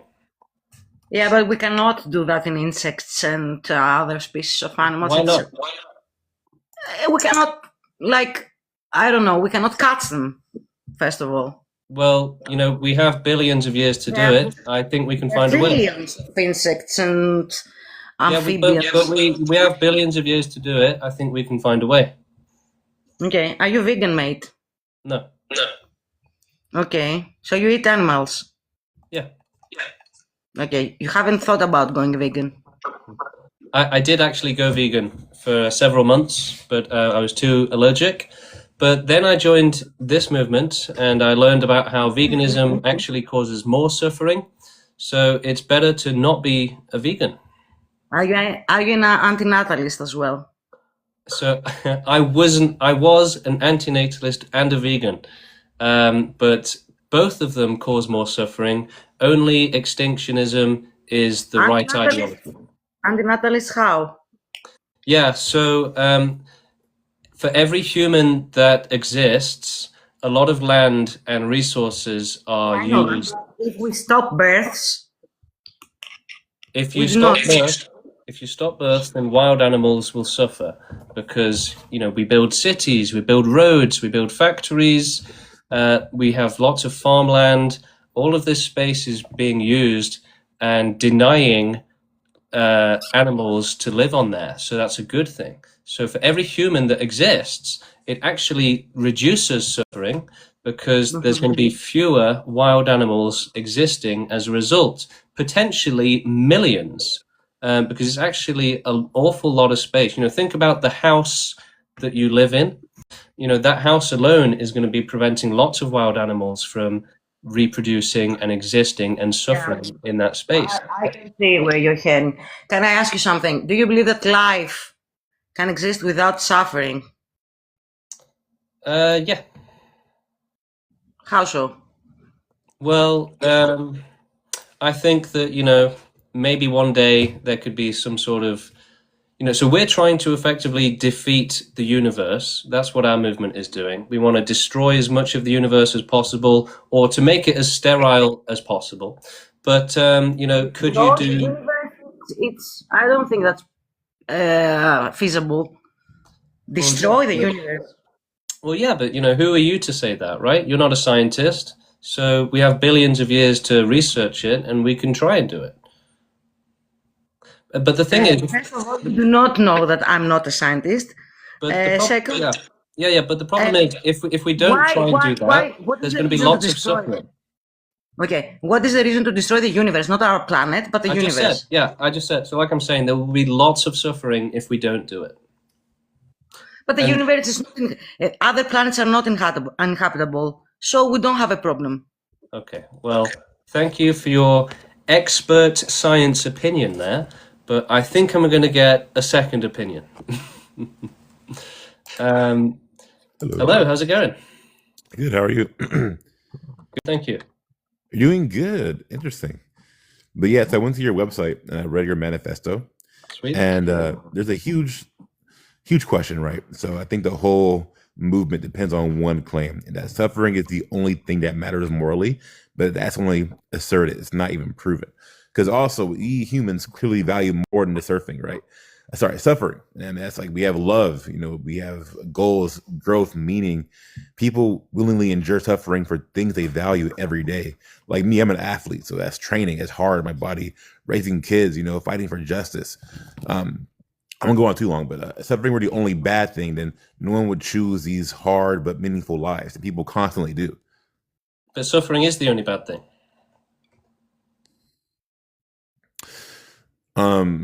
Okay, so you're asserting that, you're not proving that It's just a fact. It's just a fact. Of course, suffering is the only bad thing. There's nothing else that you can even theorize as being bad. If there's slavery, it's bad because it causes suffering. If someone starves, it's bad because they suffer, right? If someone gets tortured, it's bad because they suffer. So suffering is the problem. I mean, that's not true. So if someone secretly actually courses you your entire life, they lie to you your entire life, but you never feel the suffering, people will still say that's bad, but that's not suffering. So okay. Thank you for your opinion. That was truly enlightening and enriching. Enriching. All right, let's move on to someone more interesting. Daria, how's it going? Hi, thank you. It's good. Good to hear. Yeah. Okay, I have a question. So we all gonna get extinct at some point. Like we all gonna die. So why to rush it? Yeah, because if you see a child suffering on the streets, being attacked by someone, you wouldn't say, the sun will explode at some point, so screw it. You would help them, right? So the idea that we should just let people suffer, it's an unintelligent idea. We should help those that are suffering. Okay, but like that child also experienced happiness, so they didn't all suffer. Like their life wasn't all suffering. So I don't know. I think there's lots of children that they don't get any happiness, and it is just suffering. they got it at some point. Like something just How do made you them know? happy. For I example, think that's quite a broad generalization, really. How many living beings have existed on this planet throughout all of history in different situations, different species? How many have died on their first day? How many have died in the uterus? For you to say, they're all having a great time, that's just quite a pathetic opinion, really. We should be smart enough to acknowledge that we can't generalize like that. So, even when people say, oh, you're saying every life suffers and every life is just suffering. No, I'm not saying that. Yeah, some billionaires are having a great time. Of course they are. But those who are suffering, they're suffering terribly. So it doesn't have to be like everyone suffers for no one to deserve to suffer. If a child is being tortured, we don't have to say, oh, right, well, there's someone else over there not being tortured, so don't worry. Just leave the child to be tortured. That's a stupid opinion, and we should do better than that. David wants to come up to debate. Yeah, let's do it. David from One Piece. Let's hear it, David. Yeah. Hey. Oh no, it's the wrong person. Sorry, Cosmic Man. Maybe we'll get back to you. All right, David. Bring it on. What's Yeah, how's it going? How are you? Good. When you Before we start, when you mean extinction, do you mean the extinction of all life or just human beings? All life. So you believe the world will be much better off if we basically end of all life? I believe the world would be better off with no risk of any child suffering, no risk of any life being trapped in a life of hell and misery and agony. It's not like I don't understand. I don't understand where you come from. Multiple times in my life, I also have basically thought the same thing. Maybe human life, maybe all life should basically become a thing sometimes when it comes to suffering or things like that. There are times when I basically think maybe life, like all the things in the world, but I'm still basically like tied down to the idea that as human beings, as people in the planet, will have maybe we should try to understand each other. Maybe we should try to understand where we come from. I don't think basically human beings as a whole or any life form basically came to this world with the idea that we should basically stop living just because suffering exists. For example, if there is such a thing as God, for example, if there is such a thing as God in this world, I don't think we were basically created for nothing in the first place. Right, Maybe the but world just but don't you think that all of that's just unimportant, really, compared to making the world as safe as possible, right? We should make the world as safe as possible, make it so that there's no chance of children being tortured, make sure that there's no chance of suffering, right? Because unless we have as much safety from suffering as possible, then we're allowing the risk of unlimited suffering. We're allowing the worst suffering possible, the unlimited severity of suffering, to where children are being tortured, they're being brutally treated, eaten alive, stuff like that. It's unacceptable, right? So we should focus on being. but basically speak but personally speaking, what led you to come to that conclusion? At what point in life, basically, it made you to the conclusion that human life should all be extinct to basically end all suffering? Well, the point is that life deserves safety from suffering. Life deserves safety from being trapped in a life of pure torture and extreme suffering, right? So safety is more important than anything else. I have a question for you. If we're counting living beings, are we also counting plants? For example, like plants, grass, trees. Yeah. They're also living beings. Bacteria, plants, it should all go extinct and be prevented. So it's making life extinct is just the smallest part. Preventing What life is the from point? developing is the biggest part. Okay, let me ask you this. What is the point to protect something if there is nothing to protect in the first place? You want to protect something from suffering, but you want it all to go extinct. There is nothing to protect, no life, no anything. What is the point to Yeah. protect? There's nothing to Yeah, protect. well, you see, the ones that we would be protecting would be those who would, if we didn't do it, suffer terribly. So just because basically suffering is part of life as a basically innate, unavoidable thing. For example, when it comes to human suffering and animal suffering, because of the cycle of like animal things in life, basically we're trying to cope with the reality by just basically ending our life. Is that Well, we live in a basically the way we cope dangerous with things? You just want to yeah, end every single thing for the sake of basically trying to end everything. well, we live in a dangerous world, right? So safety should be our priority, and safety in a dangerous world means not having a dangerous world, right? So if we can create a safe world, then sure, why not? But realistically, that's not going to be likely. There will be no safe world. There is no there. David, There thank will. you for joining us. You've got too many technical issues, but yeah, we should definitely be fighting for the safest world possible. Anything else is literally, at the expense of the victims who will or could suffer as a consequence. So, okay, Jenny, let's get you in if you've been waiting for a while. Yeah, guys, shout at me in the chat if you've been waiting for ages. Shout at me in the chat, and I'll try and get you on. Hello. Hello. Hi. Can you hear me? Yes. Oh, good. I just a quick question. I'm just wondering, from a spirituality perspective, do you believe in God by chance or no? No. No. Okay. Okay. Yeah, because I'm looking at. First of all, I do, but I would like to say I am a believer, but I really love what you're doing in one way. I think opening up a discussion like this is extremely important.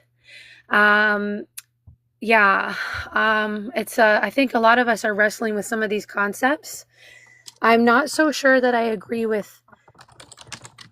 I mean, I feel like it's kind of like, okay, this is going to be. I kind of agree with the idea of speaking about the end result of extinction as the only possible, and we're in a dire situation. That's something I feel like that could push people to possibly move quicker and more effectively on what's happening in our world. But I obviously don't believe in killing off, or sorry, I don't know if I can use that word on this on TikTok. Yeah, it's fine. Unaliving, humans, from our planet. Yeah, my life is taking a different direction spiritually. So that's like another component I've included in my life because, for example, I lost my partner in 21. And so there was a lot of human interference with that. So that direction of spirituality has actually kind of guided me on a lot of what you're talking about. It's opened my eyes. There's a lot of awareness, especially about the aspect of suffering in this world. Yeah. So, so I would kind of just, I guess, okay. It's hard to, I guess, talk to you about it from the spirituality perspective because you're not a believer, right? I mean, if you hypothetically Just answer me this, Jenny. Do you agree that we should work towards having the highest amount of safety possible for all life, right? So, yeah, I think we're dire. I think we are dire. We're very dire right now. I think people have been forced, controlled, pushed. It's going on daily. People are walking around oblivious. I think that behind closed doors, people are being unalived in I don't know. Okay. Thank you for coming up, Jenny. We try not to concern ourselves too much with the suffering of humans because they're a tiny minority with the least amount of suffering. Hello. Animals need extinction as fast as possible. Hello, how's it going? Fine. I am 24. Wednesday. Yes. Okay. I am 24. My pronouns are she, her. And I was wondering, what do you mean by total extinction, first of all, so I can get your stance and I can then present my arguments. Do you mean that we have to like unalive all of human beings and also animals, other animals, not human animals? Yeah, we should make it so that no life is forced into unsafe conditions. But that's not possible in the history of life, actually.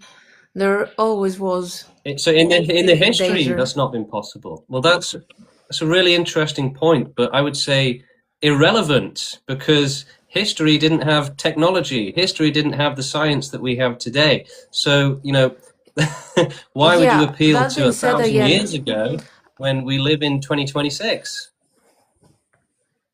No, but the argument I'm trying to make is if you unalive everything, then what stands also? Peace, safety, bliss. For whom? For those who would otherwise suffer if we didn't do it. But there won't be anyone left, and as I heard, you're not Think about it this way. believing in a Think about it higher this way. power, So so think about it this way. there's So nothing. just imagine that the world we live in is hell. Okay, so preventing life from being sent to hell is a good thing, and we should do it. It is our moral obligation. So we should try and make sure that hell doesn't No, it's exist. not. And also, you've made a lot of. That's really interesting, and I'm sure I would have really enjoyed hearing about that. But let's move on to the next person. We've got Muse, and then we're going to go with Omni-Man next. Hello. Oh wow. Is my mic working? Yes, loud and clear. Oh, thank you. I wasn't sure if I was going to get on. I'm so nervous. I've never thought in my wildest dreams that I would hear my inner voice being spoken by an outer voice. So I really appreciate this platform. And I have gone through your website and I realized that I have a personal relationship with suffering in the universe, in the universal idea that you are presenting. So just a bit of background. I was told that I was adopted quite recently in my adult life, whereas I grew up completely in the dark. Nobody had told me, people had kept it from me. And so the way that I was adopted was that I was an infant of a few days old and I was left on a pavement to be exterminated or to be found. So at first, when I was the adult listening to this, I thought, oh, how sad for my life. But as I started reading more, for instance, I read a lot of antinatalist philosophy and as well as Dr. Robert Sapolsky.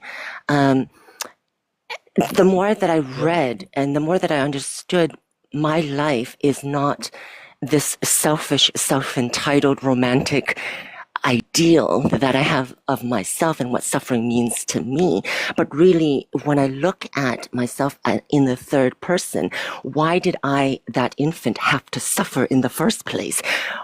I did not subscribe to and I did not sign a contract to be birthed. So I understood right away from my own experience. And then as I went into my career, I'm also a music composer. So I work in palliative care. And so I've seen suffering in different stages until death. And also, I have relatives in Canada who debate about MAID, which means medically assisted in, you can fill in the blank. Yeah. And there are religious people and there are doctors who are refuting that autonomy in choosing your own way of unaliving is against the law. And so they're trying to prevent individuals from ending their own suffering. So if we're having such a hard time with that in the human realm, I can only imagine just how difficult it is for the rest of the wild animal as you speak, which I care very much about. So I really wonder how it is.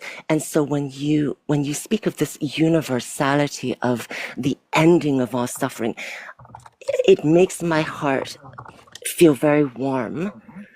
And I really would like to see the billions of years of research that we have right now in our hands to be able to develop a technology that can make this happen.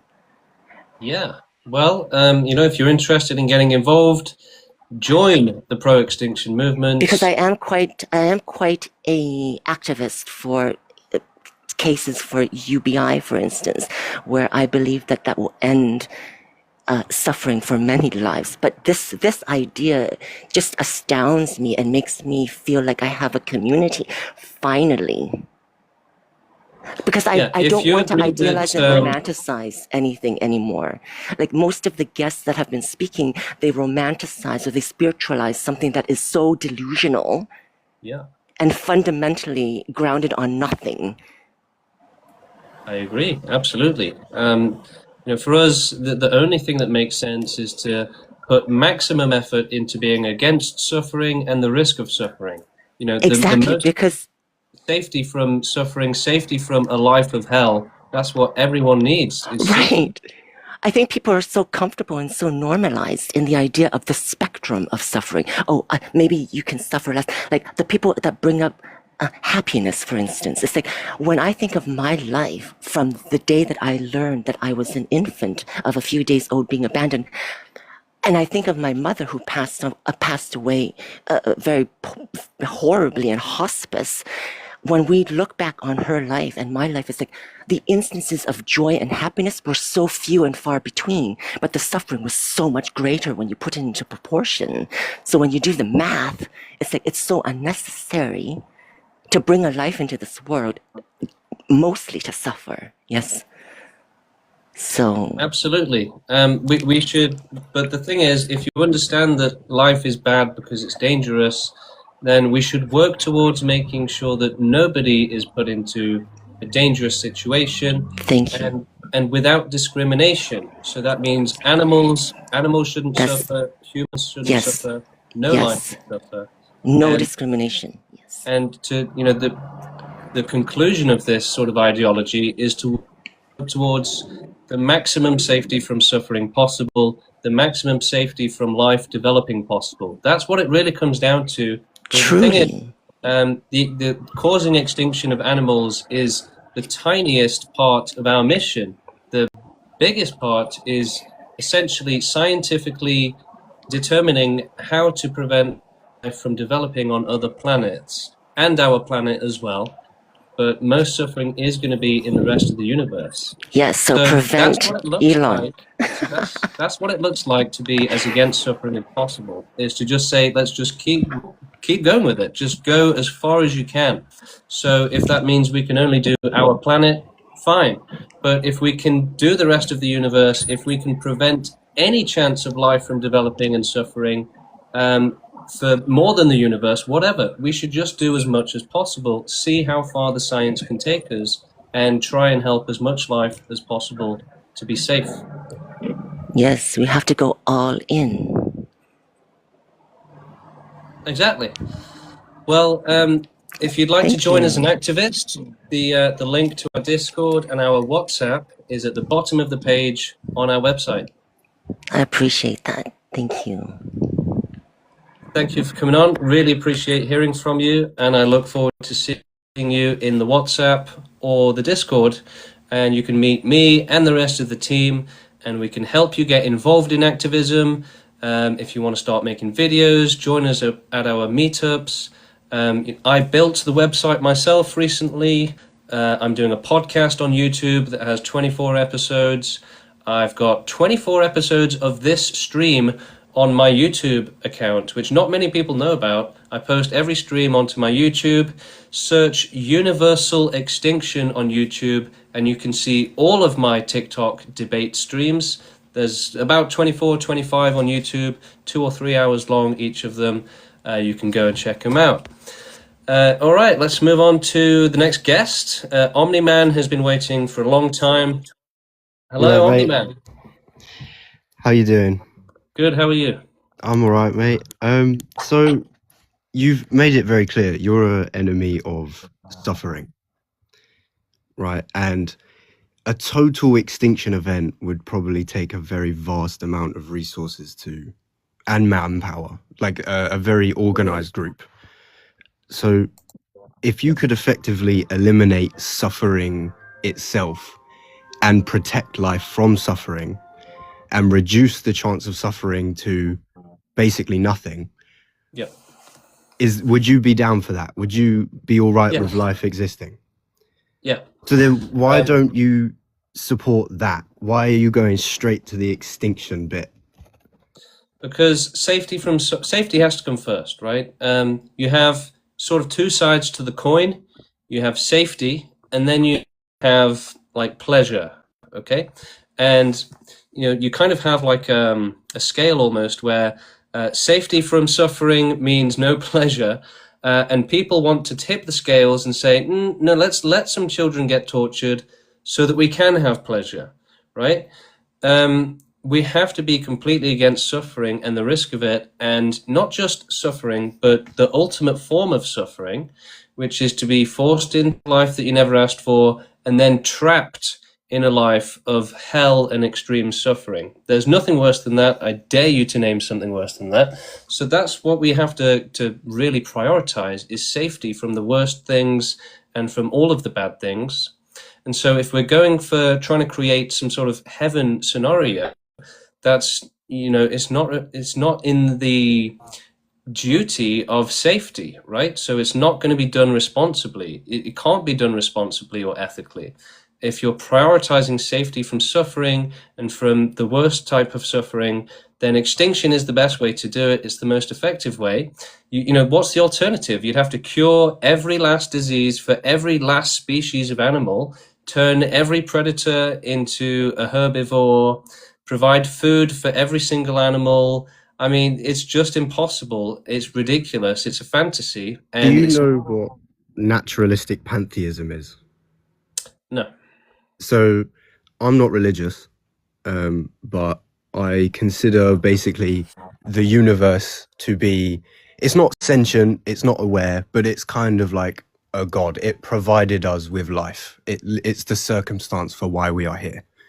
So I feel like deep inside that, like, I am, and every human and every living thing is the face, voice, hand of the universe. I feel like I have a duty. But does that make it okay when a child No, it gets does not make it abused? okay. But I argue with Christians about objective morality and things like this. I believe, yeah, morality is a human concept, but that doesn't mean that it's not important and that it doesn't matter. Because I don't know, it's like you can't really call it safety if nothing exists. Well, why? Because it's It's nothing. safe. But again, think about it. If we live in hell, then not existing in hell is safety, right? It is as simple as that. And nature is hell, okay? Nature equals the worst suffering, the worst conditions, the greatest lack of safety possible, the greatest exposure to suffering and danger possible. That's what nature is. It literally is just life developing where there was no life and there's just harsh conditions, right? It's life developing into, by default, harsh conditions and the harshest conditions possible. That's why we've tried to escape nature at every turn. But nature it still exists. And even though we've gotten out of it, animals haven't, right? You wouldn't want to be an animal, and you I don't wouldn't want know. to be an animal in nature. I don't know. So why should anyone have to be that? They shouldn't. And again, going back to the scales of safety and pleasure, what's more responsible, maximum safety or allowing danger. Safety shouldn't be something that we can compromise on. You know what? You're like Thanos. You know, have you watched that movie? It's like that. But It's who like would win, Omni-Man or Thanos? it's Thrag, but Thanos would win. And do you know what? It's like you do.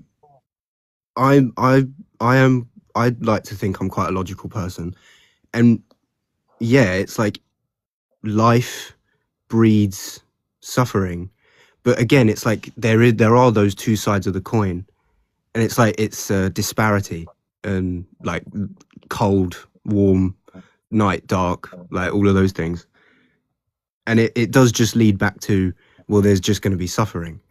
But I just think it's such a simple equation in the head to carry out, right? Would you rather, there be no risk of child abuse, or would you rather there be risk of child abuse? I don't see what other thing comes into the equation, to But be honest.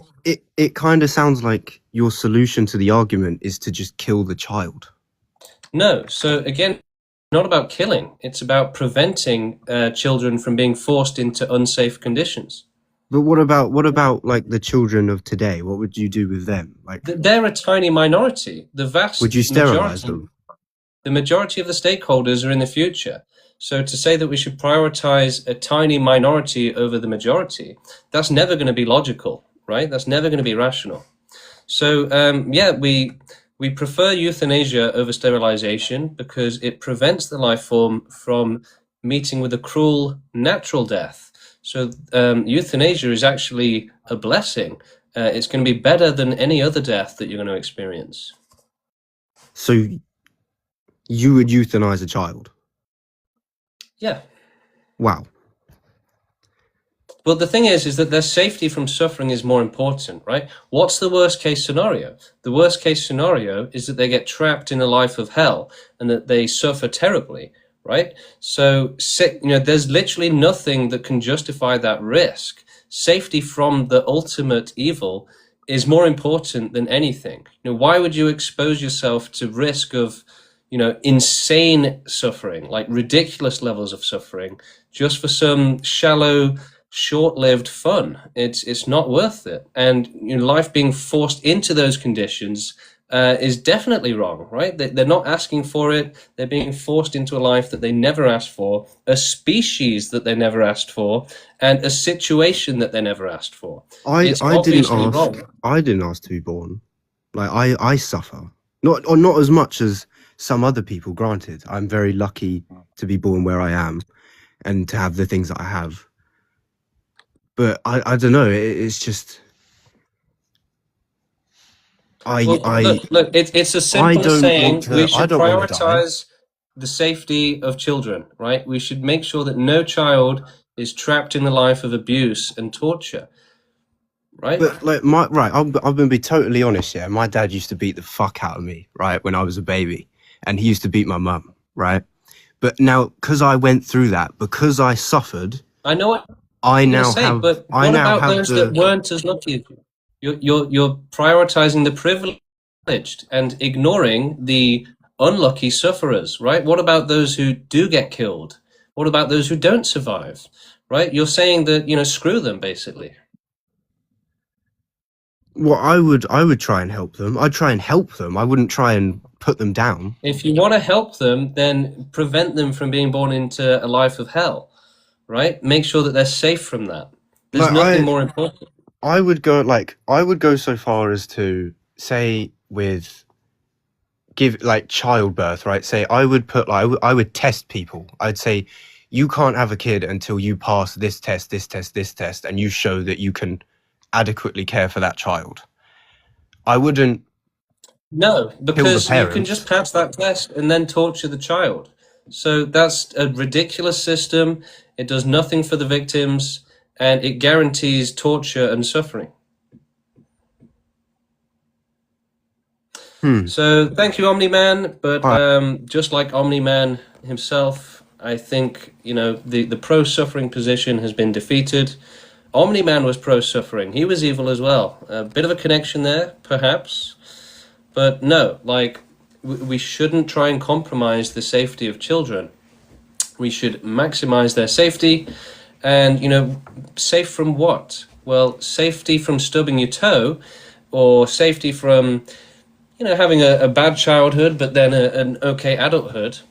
That's not as important as safety from being trapped in a life of hell. So realistically, we have people that just constantly try to prioritize the lucky ones, the privileged ones, the oppressors, but people are literally ignoring those who suffer the worst and saying they should keep suffering. They're saying, like the guy was saying, you know, the last guest, he was saying, well, I'm fine, so screw everyone else, basically. And that's what everyone that comes on says. They say, you know, oh, I've had a bad life, but, you know, now it's great, and I'm really glad that, you know, I'm glad I went through that. And it's like, okay, what's that got to do with Madeleine McCann?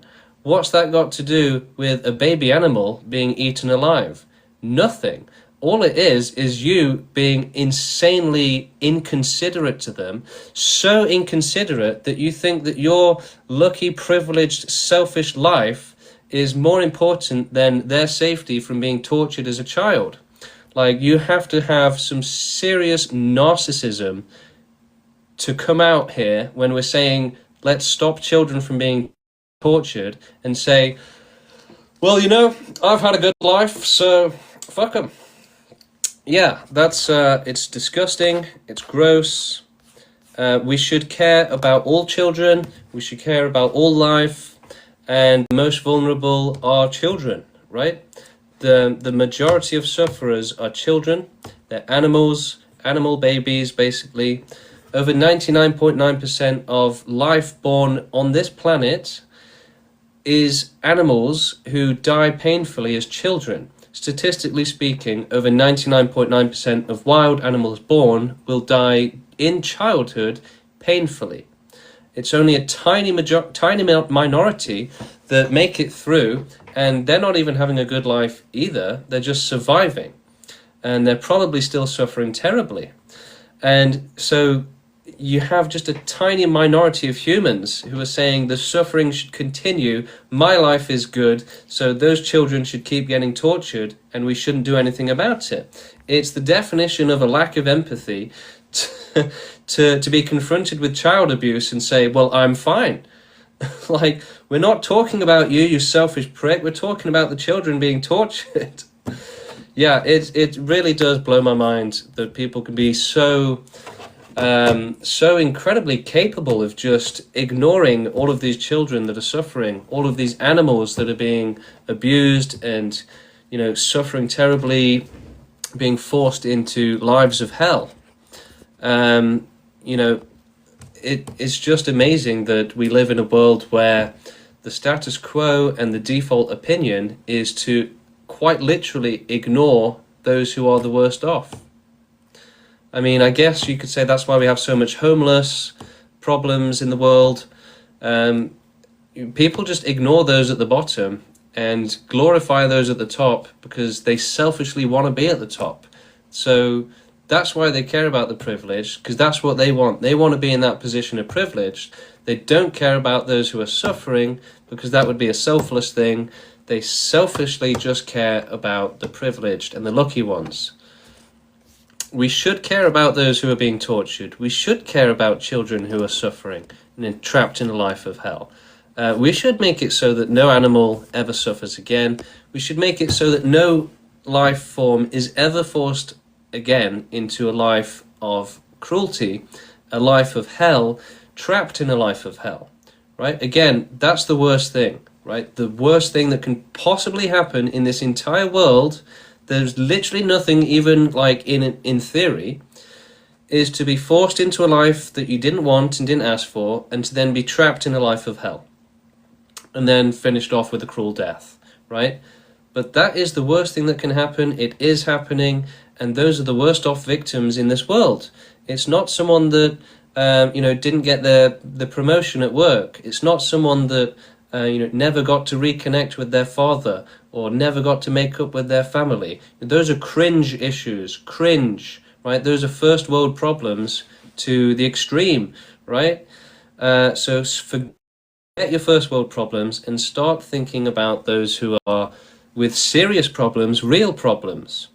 We really do need to stop ignoring those who suffer the worst, stop condemning them to the worst suffering, and actually start helping them, because their suffering is too extreme and terrible to allow. It's not fair, it's not ethical, it's absolutely unacceptable, and safety from extreme suffering is more important than access to pleasure. Jesus, Hello. yeah, mate. You keep saying the same thing in 100 different ways. Like Yeah. it's not very entertaining for anyone watching, to be honest with you. But to be, I wanted to make sure I understood what you're really saying. We should maybe I needed to we say should it kill. 200 Are you times. saying we should kill every human? Okay, maybe I should have said it 200 times for you, Alaric, because I guess the first 100 times wasn't enough. But no, so humanity should continue, should be strong and healthy for hundreds or thousands of years, however long it takes for humanity to do as much as possible to prevent suffering for other life. So as the only intelligent creatures that we know of, we're the only ones that can help other life forms. Animals aren't intelligent enough to help themselves or to help others. So we are the vehicle for ending and preventing suffering for other life. So that's our purpose, and we should continue to exist as long as there's more for us to do in the anti-suffering efforts. Now, if we get to a point where there's literally nothing more that we can do, then at that point, two things will happen. Either humanity will go extinct, or humanity will be deemed safe enough to continue existing. Now, we feel like the latter is very unrealistic, but if there truly is some sort of safe conditions for humanity to exist, then we would support it, but it's going to be held to a very, very high standard. So it's not going to be, what all of these silly people want, where, we're going to be like, there's only a 10% chance of child abuse, let it roll. No, it's going to be like ridiculously high standards. So life should only be allowed to exist when there's no danger, right? No risk.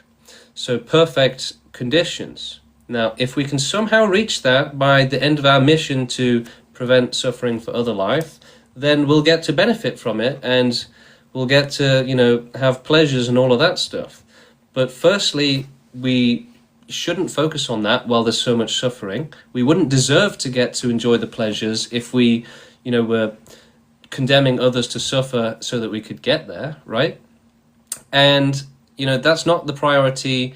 The priority is prevention of suffering. If it really just happens that we discover a way for life to exist without any risk, then we'd support it.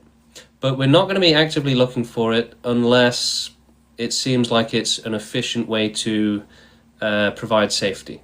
But realistically, that's not likely to happen. Again, the majority of our mission is preventing life from coming about in unsafe conditions. That's what you guys really need to understand. It's about preventing life from developing on other planets. Now, Earth, obviously, we care about Earth, but the majority of suffering is going to be on other planets. And even if there's no aliens today, there could be in the future. Even if we just have to send out AI to carry on the mission for us, we should try and do it. We should try and do as much as we can. People are saying we shouldn't bother, we'll probably never go beyond our galaxy, so don't even think about it. Well, we should try. We should explore those limits. We should explore the limits of how much safety we can provide from suffering. And, if the limit is our planet, then so be it.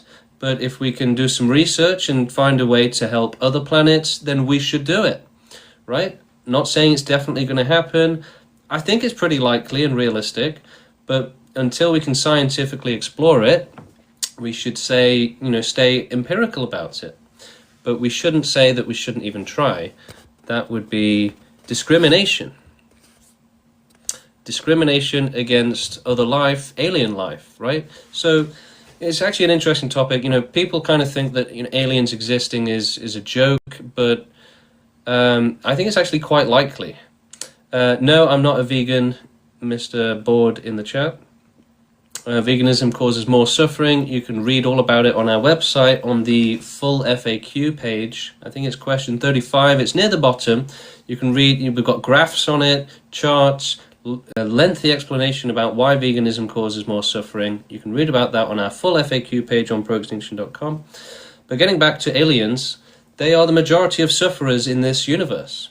Earth is just one planet, and we have a universe full of planets. And we know that many of them have habitable conditions. And we also know that there could be life that exists outside of our classic and traditional understanding of life and how it looks. There could be, other crazy types of life. Like, maybe life can exist within a sun or a star. Who knows, right?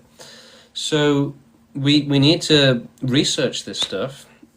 And basically, I guess one of the best sort of arguments for extinctionism is that if we don't carry out the extinction mission, then there's a very high chance that planets in the universe will develop life and it will suffer because it's in nature, which again means the worst conditions and the worst suffering.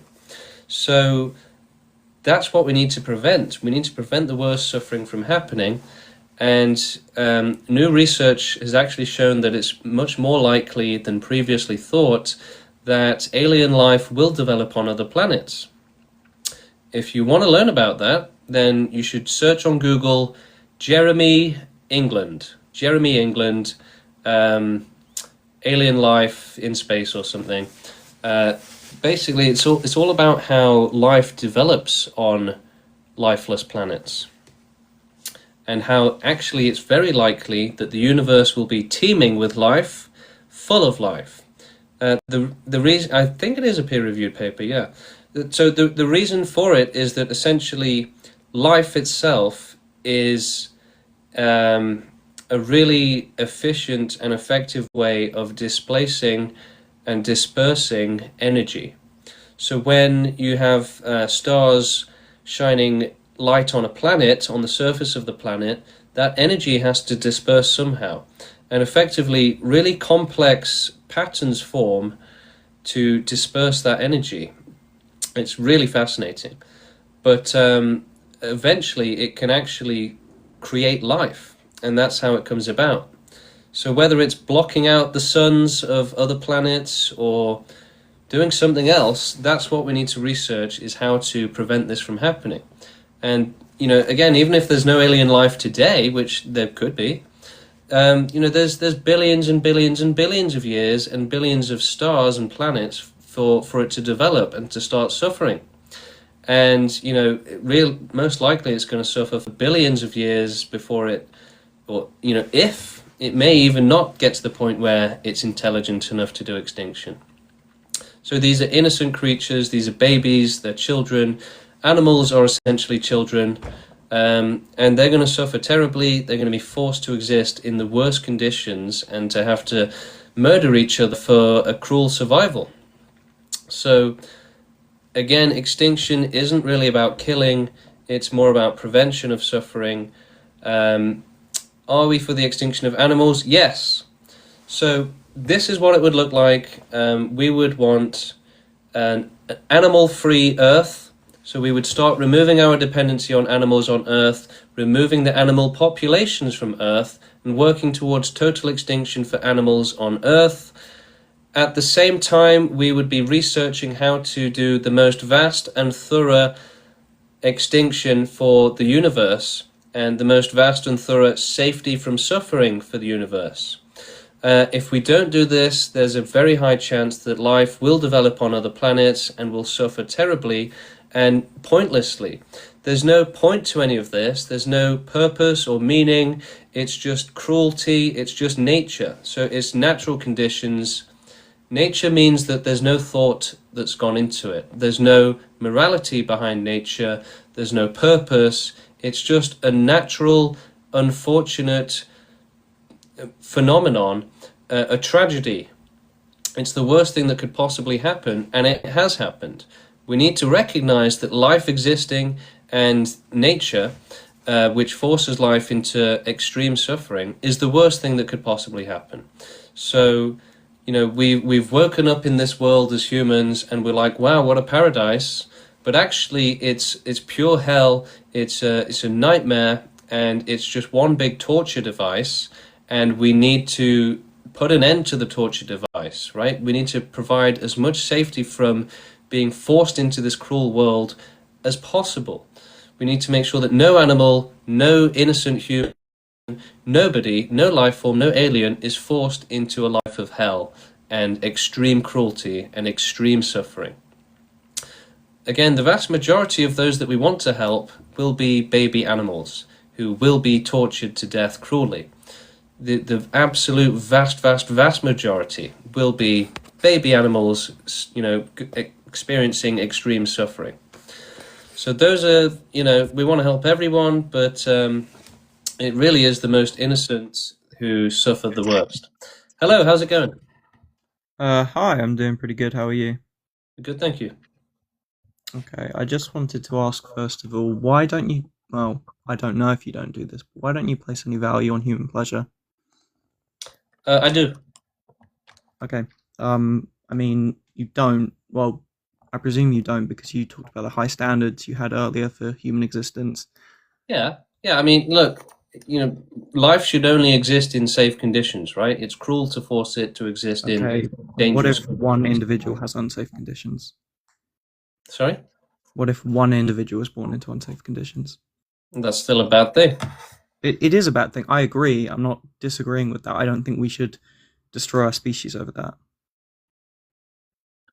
But we're not talking about one individual, and even Okay, if we but- were, their safety would still be more important than any, shallow, selfish pleasure that the rest are going to have. Entirely disagree. And also, the other thing is you seem to place. But then, is there any limit on how much, child abuse you would accept?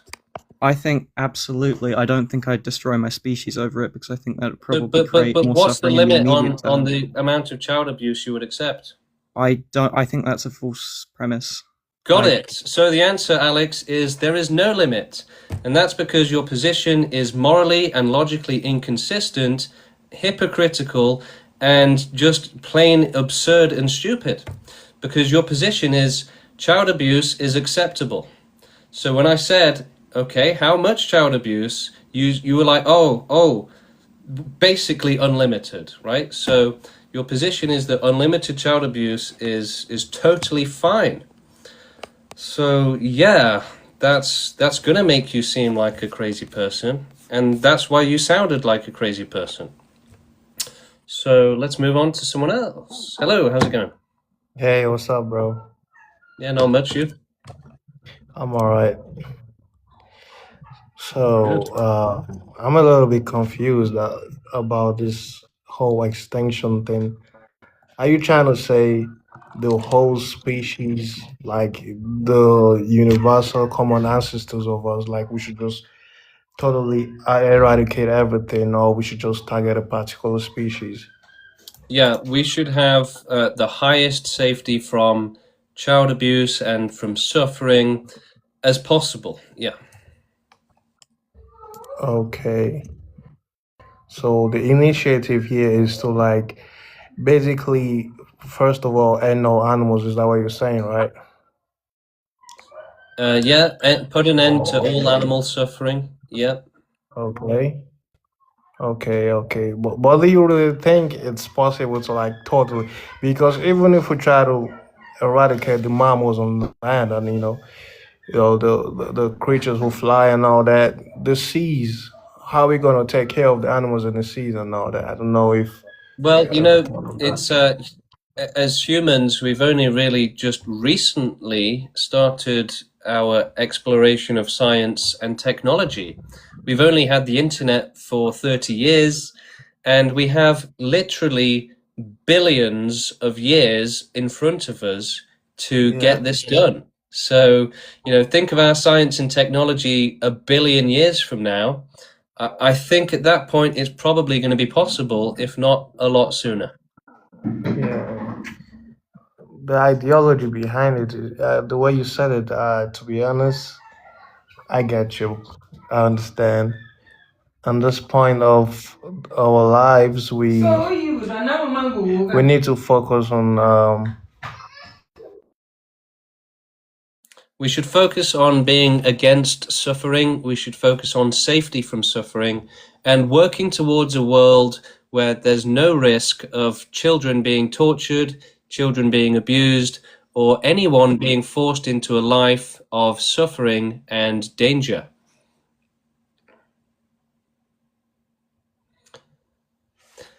Thank you for coming on. I appreciate your time. How much time have I got? Well, yeah, let's keep going. Let's keep going, chat. We've still got a bit of time. Okay, I'm checking out the queue. Got some interesting characters. Who do we want? Who's going to be? I mean, it's not the greatest amount of choice. Oh, this one looks good. Okay, let's go with this guest, if it works. It's not working. Okay, let's go with another guest. Nope. Okay, moving on to Braden Philosophy. Yeah. Let's do it. Hello. Hey, what's up? Yeah, not much, you? Nothing. So I kind of looked through you guys' manifesto, Great. a little bit, right? So you guys hold to it. It just kind of explicitly says it in the manifesto. It says consequentialism, like Yeah. yeah. So like, how do you think the best way to go about exterminating the population is? Don't know, but I would say Okay. euthanasia. Okay, euthanasia. Do you think like okay? So I'll just posit this to you. Do you think like so you think all forms of suffering is bad, right? No. You don't think all wait, hold on, but it says total extinction because it ends all suffering. So you want all suffering to be gone, right? I mean, all suffering is bad, yeah, but I guess there's a bit of a spectrum with it. So not all suffering is bad. No, I guess all suffering is bad, but some is Okay. probably worse than others. Okay, but we want to end all okay, cool. So I'll just give you a hypothetical, right? Right now, there's a baby, right? And there's some sick, deranged person, and he's graping the baby, right? Trying to be TOS friendly. He's graping the baby, and you stop him, right? And the best way to stop him is to unalive him, right? Like that's gonna stop him from doing it ever again, correct? Yeah. Okay, cool. So now the baby, right, is like, well, so never mind. Sorry. I didn't mean a baby, like a child. Well, and who's gonna remember this for the rest of their life, right? Now, obviously, this is traumatic, and obviously, they're gonna suffer through their life due to the fact that they were raped, right? They're gonna remember that forever and ever and ever, and it's never gonna leave their mind. Do you think the best course of action is to like unalive them? Because like we want to end all this suffering, right? We don't want the baby to suffer anymore. So I think if we're just going to follow the entailment of the view, we should like pop the kid in the head, right? Like immediately after the grape happens, because that would like end the suffering of the human being entirely. Like you wouldn't even have to consider it anymore, right? Well, the problem is that we're against individual acts of violence, self-harm, or euthanasia because it leads to chaos and it could lead to worse suffering. So it has to be done in an organized way, a structured way, and not just taking matters into your own hands.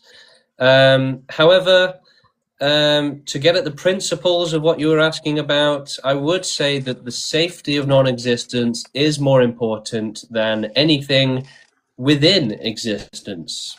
But Okay. yeah, we're definitely against individual acts of violence. Okay. And when you say individual, like, is it just like a 1-to-1, or is it like two people deliberate and then choose to euthanize somebody, or is it three people? Like, how many people are needed for it to no longer be like an individualized thing? Because I think suffering is So, inherently individual, right? I think yeah, like it's a there's great aspects question. that, So it's a good question. So the thing is, you need an organization to sort of have any sort of structure, right? In the same way that you have a government that has laws and that approves actions and decisions, We have a movement that does the same. So that's the pro-extinction movement, and we have a hierarchy, we have leadership, and we have standards and processes and all that. Okay, so what if okay, let's say we just take America, right? And let's say we take, I don't know, we have 100,000 volunteers, and they just systematically to end the suffering of everybody, right? It's no longer individual acts of violence. It's like a group effort. They just go and they start putting people in camps, right? And then over the course of a month or two, they've exterminated 30 million people and given some kind of exponential thing going on. They're going to keep being able to do this, right, until they eventually end the American population. Do you think that's the right thing to do, that we should just round people up in camps and pop them in the okay, but that would end suffering though, right? That would end all their suffering, because then the 100,000 would just unalive themselves. All right, thank you, Braden. The thing is that we have to focus on the bigger picture, right? Whether you're vegans going after farm animal suffering, or your Braden philosophy, the last guest, going after Americans, we have to focus on the bigger picture of ending all suffering in an organized and structured way. So we're not going to just authorize people to go out shooting each other in the street. How is that going to help, right? That does nothing to help animals. It does nothing to cause extinction.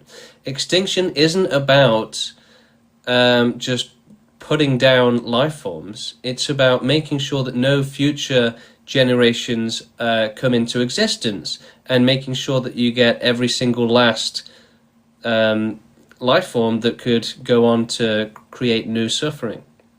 I mean, if you don't, then it carries on for billions of years, right? So you have to put an end to that cycle at some point, the cycle of suffering.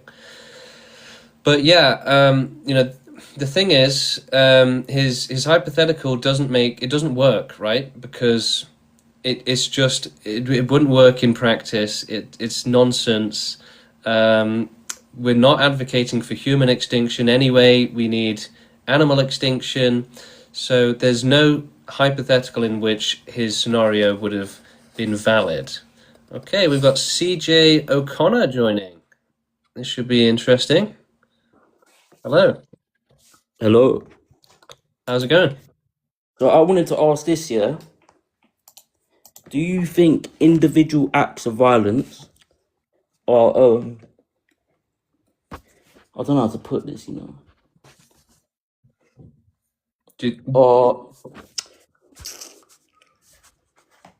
don't know how to put this still. What, are they good? Do they achieve good? Is that what you're asking? Nah, is it more important than a baby suffering? That's what I want to ask. Is what more important? Individual acts of violence. Your belief against individual acts of violence, is that more important than the baby suffering? So to prevent the chaos from authorizing? Yeah. Right. Yeah. Yeah, it's a good question. I have actually thought about this question before. It's a good one. But yeah, I'm going to say yes, it is more important.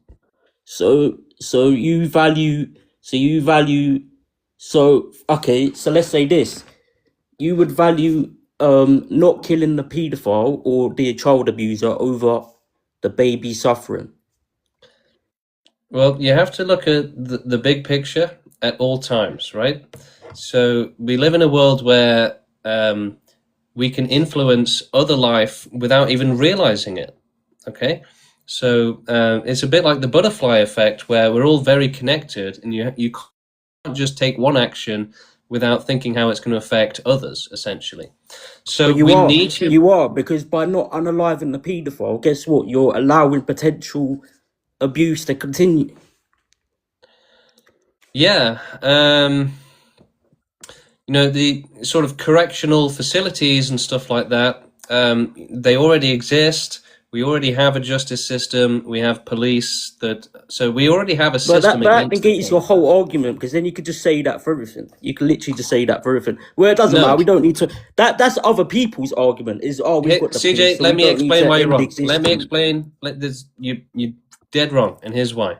Because we need humanity to exist, because it's the Right. vehicle for helping other life with extinction. Okay, Animals okay, so can't cause all right, extinction. so in this situation, you're valuing animal suffering above human suffering. Yeah. I don't know about that still. Well, think about it this way, right? If it takes us 1,000 years to carry out animal extinction, that's going to prevent billions of years of animal suffering with much, much, much larger populations of animals compared to humans, right? The animal population on Earth right now is like 1 billion times higher than the population of humans, okay? So it will be preventing suffering for more animals for an insane number of time. So yeah, it All right, absolutely makes okay. sense. But on that argument, yeah, let's go back to the other argument, right? So you would actually allow, because what if the police never catch this paedophile, yeah? You would actually allow the abuse for more potential children to exist because you believe in your belief to not impose individual acts of violence against people. So you would take that risk. You would take that risk of suffering that you're so heavily against. You would take that risk. I would say that again, we have an existing justice system, Right, and okay, but then that's the end to child abuse. Then why do we all need to self-delete, yeah, to end child abuse when the justice system could just sort it out, right? yeah, because firstly, justice doesn't prevent child abuse; it just deals with it after the fact. So it actually guarantees that it will keep Right, happening. okay, which but a is there bad thing. paedophiles that have never been caught? Sorry? Is there paedophiles that have never been caught? Yeah, but that's why we need total Exactly. extinction, right? Exactly, That but sort of so stuff is you always going to happen. so you would prioritize the paedophile's well-being over the baby's suffering. Because let's talk positive and negatives here, because that's what you're doing. But what you don't understand Because you want to is talk that about positive and negatives and no. stuff, but let's do that, innit? You don't get it, right? You don't get I it. do. But Go on. we have to work towards the end of all suffering, okay? Because we need to I know how you could prioritize. start by killing all the paedophiles first. That you know what I'm saying? Yeah. Because you're But, eventually going to kill it. You're eventually going to. Why can't you kill the paedophile with euthanasia and that? Well, look, maybe that would be the right choice, okay? Maybe it is. The thing is, let me give you Why a don't we proper just do answer. that then? Why don't we just do that then? Let me give you a proper answer, okay? So, obviously, we've thought through most of most of the extinction ideology, how it would work, what are the ethics of it, and yes, in our ideology, the point of our movement is to take over the world at some point, eventually, and to then carry out extinction and the end of suffering. But Also, your thing of like euthanasia isn't a form of violence. It's only not a form of violence if the person wants to die. If a person doesn't want to die and you used forced euthanasia, that's violence. The thing is, it's about the end of all suffering and how to get there, right? So we need to prioritize the end of all Okay. suffering. No, that's cool. Let me ask you this. So you're heavily for consent, right? But No, in that so- situation of using forced euthanasia, wouldn't that be the complete DJ, opposite think of about what it you this way. believe in? Look, there is nothing more important than ending all suffering, right? So anything that's necessary to get there is going to be justified unless it somehow causes more suffering than extinction would prevent, which is impossible because it would have to be an insane. Okay, all right. Let me ask you another question. How can you prove that death actually prevents suffering? Obviously, you're an atheist, so you're going to say, look, nothing happens. But you can't obviously prove that as well as I can prove that something does happen after death, innit? I would say that how can until you prove that death is the answer or non-existence is the answer? The burden of proof we don't, would be on... we don't know that non-existence is an actual thing. Yeah, all we've ever experienced is existence. But the burden of proof is on those who believe in it, right? There's no evidence. So it's a belief thing. So it's not fact. None. Your whole movement's not based on fact. It's a belief that you can end suffering, but you can't. You might not be able to. Do you know what theory is in science? Go on, explain to me. in science theory, like the theory of relativity, the theory of gravity, the word theory means yes. We do. It is a belief, right? We don't know it 100%. This is the Okay. best current But model. your whole premise is the only way to end all suffering is by extinction, but you can't prove that ends all suffering. Okay, so but it's just a theory. It's not a fact. You can't It's not a prove that fact. gravity exists, right? But you Even don't if go you give me floating the off into definition of sky. a theory isn't a fact, bro. Okay, but again, facts aren't how the world operates. We have a theory of relativity, a theory of gravity, a theory of all of this other stuff, and that is how we operate. So to suggest that we should hold everything to an impossible standard would essentially be an impossible society. So that's not realistic, it's not practical at all. It's outside the realms of reality. Hello, how's it going? Hey, how's it going? I just got a quick question for you. So, you think that extincting everyone would end suffering, but what happens a few million years down the line? Some other life form evolves and it's worse than humans and it causes even more suffering. Yeah, so our movement is actually about mostly about preventing life from developing. So yeah, what you're saying is a valid concern, and that is actually the biggest part of our mission. Is because making animals go extinct is actually relatively easy. Preventing life from developing is much harder. So that's the majority of our mission, and it's not just for Earth; it's for as much of the universe as we can do.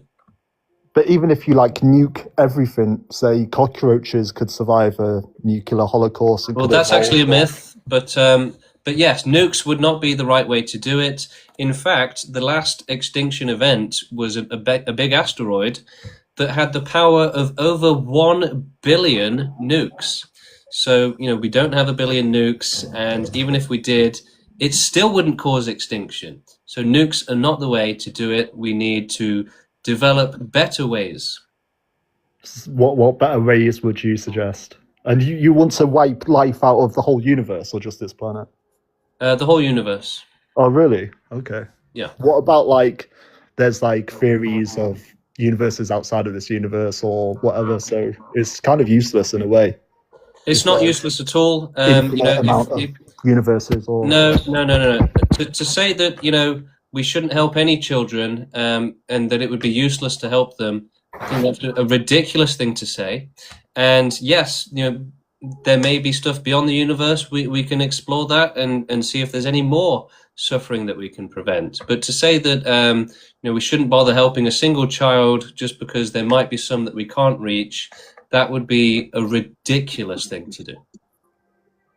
Okay, I'm not fully bought in, to be honest, I'm not gonna lie. Thank you for your time, Kiki. Again, a bit of a ridiculous position you've got there to say if we can only help 9 out of 10, then we shouldn't help any at all. I don't see how that would be better. It would be obviously worse. Okay, we have another guest in the queue. Let's check it out. No, they've disappeared. Oh, hello. How's it going? I'm good, how are you? Good, thank you. Bro, are you in a psychosis or are you in a good mental state? Good mental state, thank you. Alright, so let's start with the first step. Let's just make sure your mom isn't alive anymore. Would you like to start with that, with your mom, and then maybe talk about the whole universe? Can you begin with your mom? If I had to, I would, yeah. But you would unalive your mom? The thing is, when you have moral responsibility and obligation as extreme as we do in this world to prevent suffering, essentially there's, if you have the totality of bad things and it's this big, then anything less than that you have to do in order to prevent that massive suffering is obviously justified. Sure. Right? Sure. Well, I will guarantee you one thing. We will all follow you. The whole world will follow you. Just start with your mom. I think that's an unrealistic suggestion. I don't believe you're going to follow me if I start with my mum. So you won't do it then? So you're not a man of your word. I would do it, right? I would do almost anything to end suffering, right? Because it's kind of impossible to name something worse than all of suffering itself, right? So, lots of people are going to get tortured if we don't end all suffering, and if one person had to be sacrificed to end all suffering, then yeah, I mean, it's all bad. Suffering is bad, and all of this stuff is bad, but it's necessary. If it's necessary, then it's the right thing to do. Yeah. So we shouldn't, discriminate and say, this person deserves to suffer and that one doesn't, right? We should try and treat life as equally as we can. Hello, how's it going? Hi, Hi. I'm good. Good. Do you have any questions for us?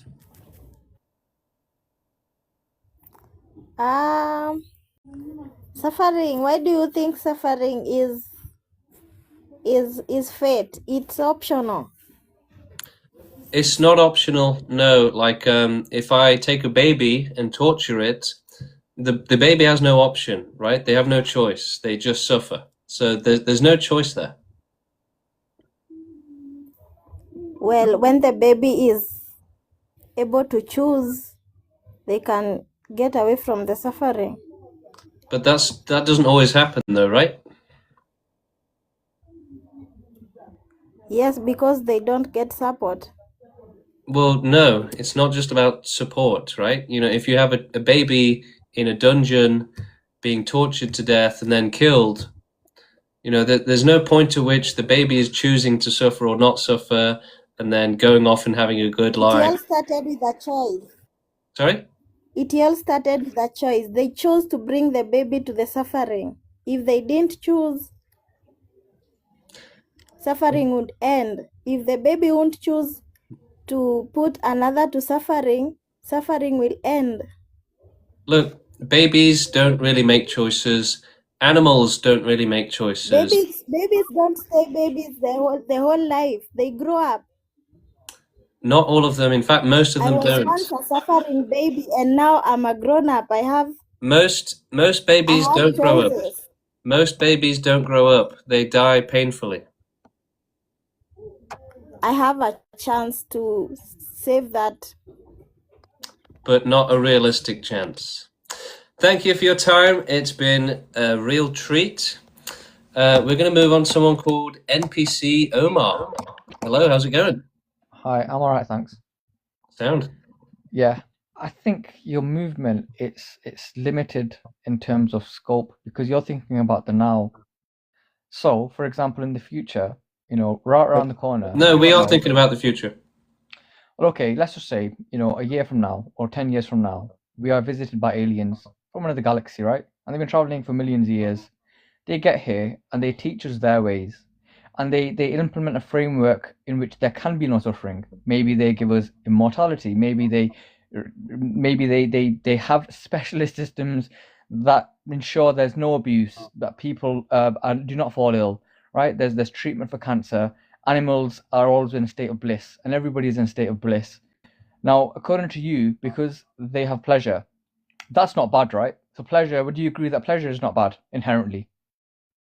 Or do you think that pleasure is bad as well? Yeah, I think that pleasure can be a good thing. It can be a bad thing. Okay, but it can be a good thing, right? But it can also be a bad thing. But anyway, in any case, you don't know if what I've said could happen. I mean, you can theorize that it probably won't happen, but it's still a possibility, isn't it? If you're a man of science and physics, there's still a possibility that we could be visited by a few aliens from a faraway galaxy. Yeah, sure. Why Who not? ultimately provide us with a system in which suffering becomes nil. Is that a possibility? Yeah, sure. Why not? Exactly.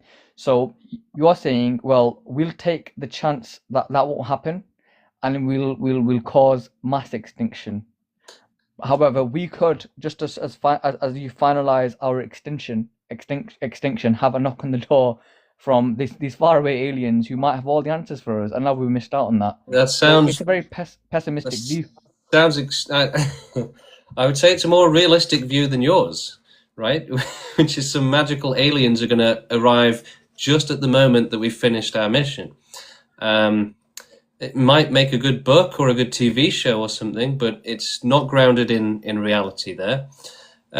So there's really no excuse to not try and end all suffering and to not provide safety from suffering. And it really is just selfish reasons that would try and get you to compromise on the safety of others, if that makes sense. So that's not a good thing. Yeah. I mean, I know the philosophical arguments for it. I understand them. That's what I'm debating, and you know, there's a contrary view to it. The pessimism argument is probably one of the strongest ones, because you take a very pessimistic view on everything, and you know, in order for this to be you know, Well, materialized. is it a pessimistic view or is it a safety leaning view? Well, yes, It's safety. It's about safety, not pessimism, right? If I say no, you're not allowed to run in the street, I'm not being pessimistic. I'm being safe, right? So I don't have children, right? And you know, maybe I won't have children, but my friend wants to have kids. If a proponent of this would argue, well, don't have kids. No, Maybe no, they no, really no. want to have We're in kids. favor of people having kids. So how do you plan to achieve extinction? Well, we have to survive as a species and continue reproducing until we can do it. You know, if humanity goes extinct, then animals will never go extinct and will keep suffering forever. How do you plan to achieve extinction, though? What's your plan for that? Yeah, so we need to research it and create it, basically. So for animals, we can do euthanasia and we can remove our dependence on animals as well. So we can remove our dependence on animals while removing the animal population, work towards an animal-free planet, and then we can start at the same time researching how to do this for the rest of the universe and how to prevent life from developing. How does life develop? Does it develop in more than one different way? And, you know, how can we prevent these different ways and in then carrying it out? Don't you think that mass euthanasia is going to cause a lot of people psychological suffering? Well, you know, we're not talking about euthanizing humans. Like I said, we need humanity to continue. And the vast majority of our mission doesn't involve euthanasia. It involves preventing life from forming. Yeah, so the best prevention to life forming is people just not breeding anymore, right? People not having No, kids, because naturally. people are a tiny minority, right? So the vast majority of life is non-human life. But ultimately, the aim is to eliminate all humans as well, right? That is ultimately the aim, isn't it? Yeah, but they should come last because humans are the vehicle for helping others. But they will come eventually, right? Our time will come. That's what you're saying, right? Most likely, yeah. Right, exactly. And at that point, you're advocating mass euthanasia. Yeah. Yep, and at that time, that is going to cause en masse, you know, to potentially billions of people, a lot of psychological harm and suffering, right? But even if it did, it would still be more important than, you know, the alternative, right? The thing is, safety from suffering is always more important. I think the alternative that I've said, which is an optimistic view, is that we, whilst not advocating for extinction, should be advocating to reduce suffering across the board. That is what we should do. Yeah, And but you're arguing reducing suffering is just a tool of the oppressors to say, Yeah. instead of ending slavery, let's just give them pillows, right? I feel though that your approach is defeatist because you assume the worst will happen and suffering will always be here. And I advocate no, we should try to make a world where there's less suffering. that's just, I mean, I don't understand how you can say that there's anything wrong with that view, because it's obviously correct. Animals have never had their conditions improve for the entire history of the planet, right? Animals have always existed in nature in the worst conditions, and those conditions have never ever improved or changed. So I don't know what you're talking about, but suffering will definitely continue unless we put an end to it. I think it's just, you know, like I said, it's a philosophical debate. It's not necessarily one to be taken as a fact, or you know, with any degree of, you know, scientific fact. or Well, anything I like mean, that. it's a real movement. We're actually working towards ending all suffering. So it's not philosophy, it's a movement with activists. You know, I didn't create this movement. I'm just one activist of many. And yeah, you know, we should work towards the end of all suffering. We shouldn't compromise on the safety of children. You know, people like you that are saying, you know, children shouldn't be safe. That's disgusting, right? And it's a selfish, immoral, unethical position. Safety should come first.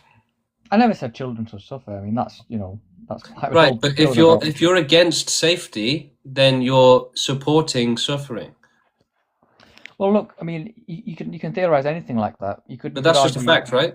Yes, but there's a degree of hypocrisy, isn't there? Because No, what you're no. saying Listen, we should be as against child abuse as we can possibly be, right? Which means Okay. making sure it never happens ever again. Agreed. So you're using a phone now, right? So likelihood is you're using an iPhone or another Android phone. Yep. Now the parts and components in this phone, you know, some of the transistors and some of the capacitors, etc. They're made and constructed of rare earth minerals, right? And a lot of these are mined in Africa. A lot of the time, these mines exploit children. Now, if you're using these phones and you're advocating for their use and you're a consumer in the market, there's a degree of hypocrisy, isn't there? Because you're essentially facilitating or you're part of that supply chain of suffering. So I think the starting point should be practice what you preach. You should go and live you should go and live in the wild and disconnect. Yeah, from but that everything. wouldn't be very practical, would it? Right? So that would actually be worse. You know, if we don't take up action against suffering, then we're allowing suffering. That's obviously the worst thing to do. To sit down or lie down and say, I'm not going to do anything against suffering in case I step on a bug or something, would be farcical and would lead to worse outcomes. Anyway, my last message is try to have a more of an optimistic view of humans. You know, good luck with your ventures. I still see it as a philosophical debate. I don't think it'll gain any traction. But yeah, good luck. You know, have nice debates on here. Thank you. It has gained traction. It's gained lots of traction. You know, people join quite frequently. We've got lots of new activists joining from different countries all over the world. So, you know, I think the idea that, you know, a suffering-free world will never gain traction, I'd say that's very naive of you. I'd say it's you're not thinking straight, and do better. So yeah, you know, it is our movement, the pro-extinction movement, is working to end all suffering. You know, that's obviously the best thing that we could obviously do. Why would you want anything other than total safety from suffering? Again, the alternative is to compromise on the safety of innocents. You know, to what end, right? Why would you want to compromise on safety? You know, if you want life to exist and to have fun, it should be in safe conditions without danger, right? We should stop life from being forced to exist in cruel and dangerous conditions. It's not fair, it's not right, and it's not acceptable. And those that suffer the worst as a result are far beyond okay, right? They're literally trapped in a life of extreme torture and hell. And for you to say that it's acceptable for that to happen is disgusting. Suffering is too extreme and terrible to allow. That's the reality. It's too terrible. Just think of it, right? A child, a human baby being tortured to death, you know, in the most grotesque ways possible. Why would you think that's acceptable? It's not, right? The people that think it is acceptable are saying, okay, yeah, some babies might get tortured horrifically. It's going to be insanely brutal for those babies. But, you know, maybe we should allow it, right? Maybe we should have let those babies get tortured. No. Babies not being tortured is more important than anything else. People not suffering and being trapped in a life that they never asked for and suffering horrifically, safety from that is more important than anything else. And so I don't really understand this position of being in favor of dangerous conditions and forcing life into it. It's cruel, it's unnecessary, it's wrong, it's unethical, and it allows for unlimited severity, right? So I feel like one of the best ways to debunk the pro-suffering position, which is every single person who doesn't support extinction, is to just point out, right? your position is evil. It allows for literally unlimited severity of suffering and unlimited amount of suffering. Not only on Earth does it allow for terrible suffering, but it's saying that all of the animals suffering on other planets should just keep suffering and we shouldn't care about them. So the idea is that we shouldn't care about the worst thing possible happening to innocents, which is being tortured for their entire life. There is nothing worse than that, even in theory, right? So the worst thing that can possibly happen, people are saying we shouldn't care about it and we should allow it and just look the other way when it happens. It's like the same thing that slave owners were saying. They were saying, yeah, these are the worst off victims in society. We should keep torturing them and we should look the other way when they're suffering. So that it really is a perfect analogy with suffering and slavery, because those that you're condemning to suffer and to be born into a life of hell are effectively your slaves. They might not be on your farm, but you are directly, condemning them to suffer that and benefiting from it. So it is a form of slavery, right? So, unless you're saying we should be against all forms of suffering, against all forms of slavery, then you're an immoral and unethical person who has absolutely no position or place deciding what should happen for others, right?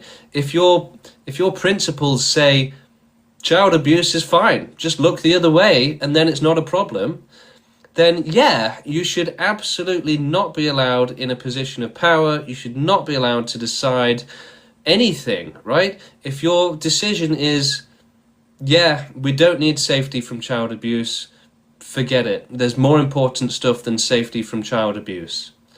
Like what exactly? Your selfish, irresponsible pleasure and fun at the expense of these children being abused? No, we should definitely not prioritize the selfish pleasures of the selfish privileged people over children being tortured. Safety comes first, always, and saying that we should compromise on safety is incredibly cruel to those that suffer as a result. It's wrong, it's evil, and it allows for unlimited suffering. It's the worst thing possible. So, especially when you consider the majority of the stakeholders. So what is a stakeholder? It's someone that has a stake in what's happening. It's someone who has an interest in what's happening, whether they realize it or not. And so extinctionism, the stakeholders are all life forms today and in the future. So the vast majority of stakeholders are who exactly? Who is the majority at stake here, right? It's not that last clown trying to say that children should suffer. The majority stakeholders are baby animals who get tortured to death. That is the majority of life on this planet, and it will be the majority of life on other planets. It's baby animals being tortured to death so that one very rare lucky one can make it to survive and reproduce. That's how nature works. It's cruel, and it doesn't benefit anyone except for the very, very lucky ones at the top. So if we don't do extinction, what's going to happen? All of these planets are going to develop extreme suffering, and children are going to be tortured en masse in numbers like beyond anything we can imagine. Earth is a drop in the ocean compared to the life and suffering that will exist on other planets. So unless we're going to try and help them, then we're condemning all of those babies to be tortured and to suffer horrifically. For what reason? When you have that many babies being tortured, how can you possibly say, nah, let's just look the other way and get back to video games? You have to be an incredibly selfish, incredibly inconsiderate person to just ignore all of this suffering. But the point is that it's not a case of a small minority are the ones suffering, and we shouldn't care about that little minority. We live in a world where the vast majority of life is being tortured, and it's only our privilege as the intelligent ones that lets us think life is okay and, suffering's not that bad. So even though we're the most capable ones of helping them not suffer, that same capability is making us so comfortable that we don't even, we're so selfish that we don't even think about the suffering of others. It's truly an evil world that we live in. Nature is the most evil thing, and nature is also what has made humans evil, because nature relies on selfishness. Nature relies on a lack of empathy and a lack of consideration for others. What helps animals be successful in nature and a species be successful is selfishness and cruelty, right? Prioritizing your own self and your own survival and your own mindless reproduction over anything else. An animal, a predator wouldn't have survived very long if it felt guilty every time it ate another animal. And humans suffer from the same disability, to where the success rate of the species depends on selfishness, right? It does not depend on empathy. In fact, it's the opposite, because empathy leads to safety from suffering. So empathy and, these correct things like empathy and rationality, they lead to suffering prevention and extinction. So ironically, or interestingly, empathy is the biggest enemy of nature. So that's why you have so many selfish people coming onto the stream and saying that children should suffer.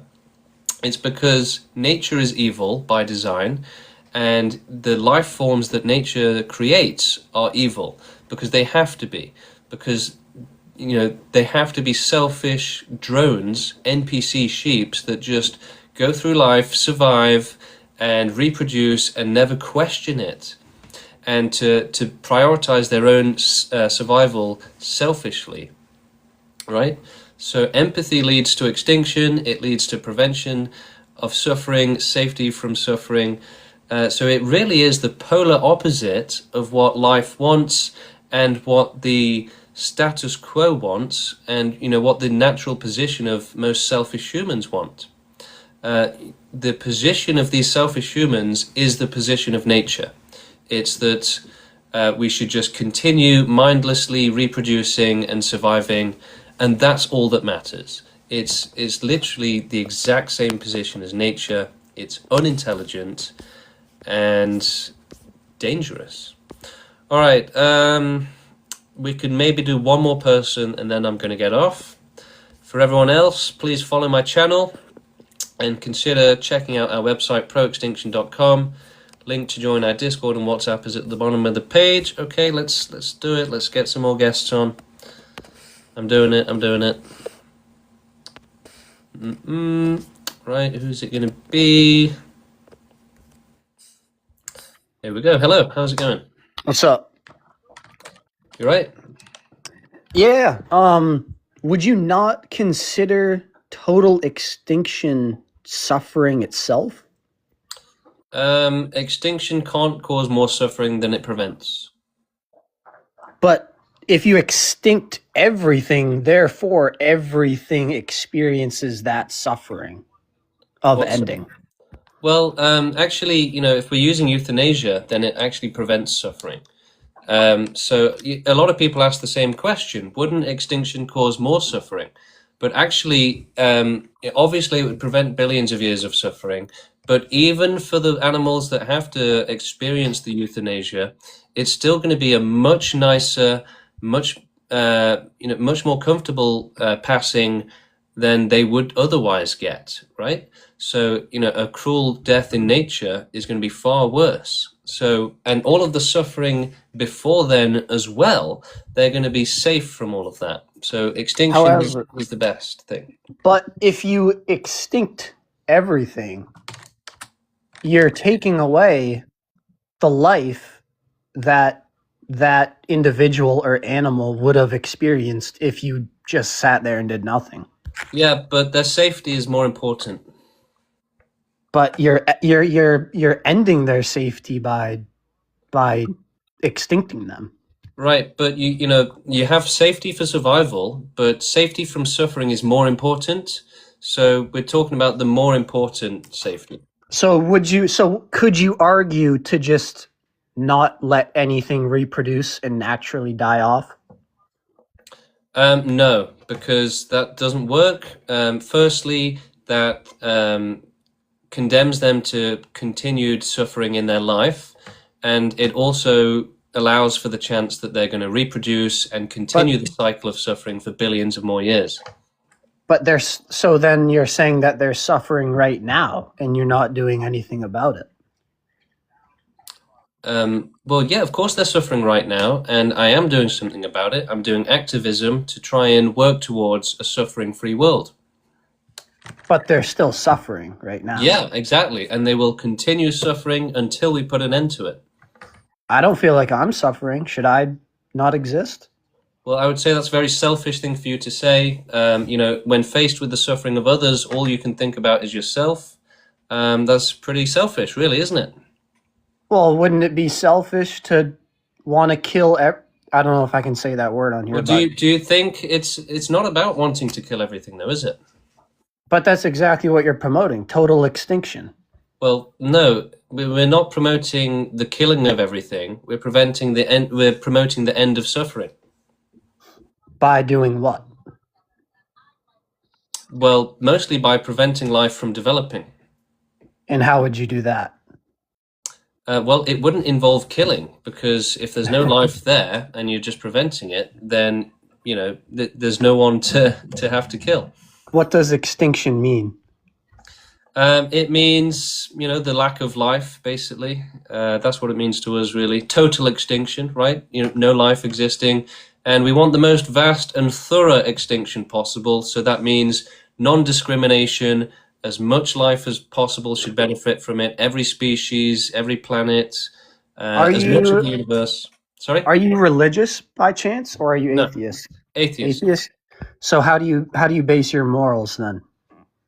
So my morality is based on the greater good, the end of all suffering. But how do you know what's good?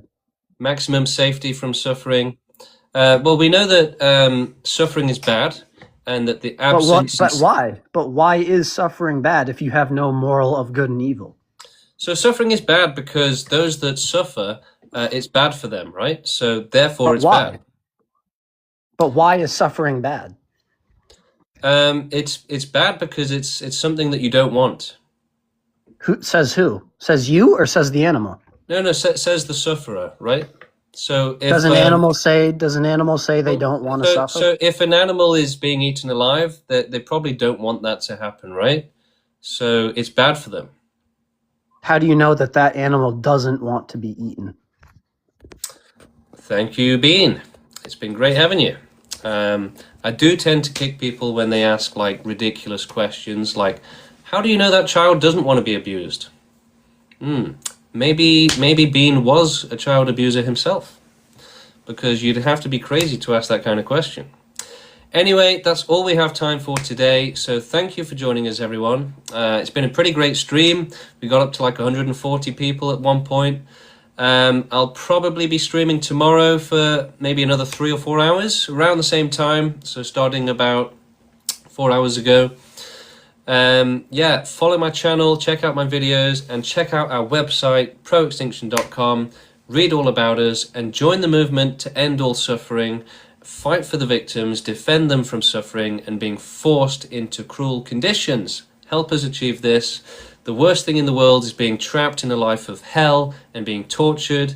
Only total extinction can prevent that and give safety from it. It's more important. Safety will always be more important than having fun, okay?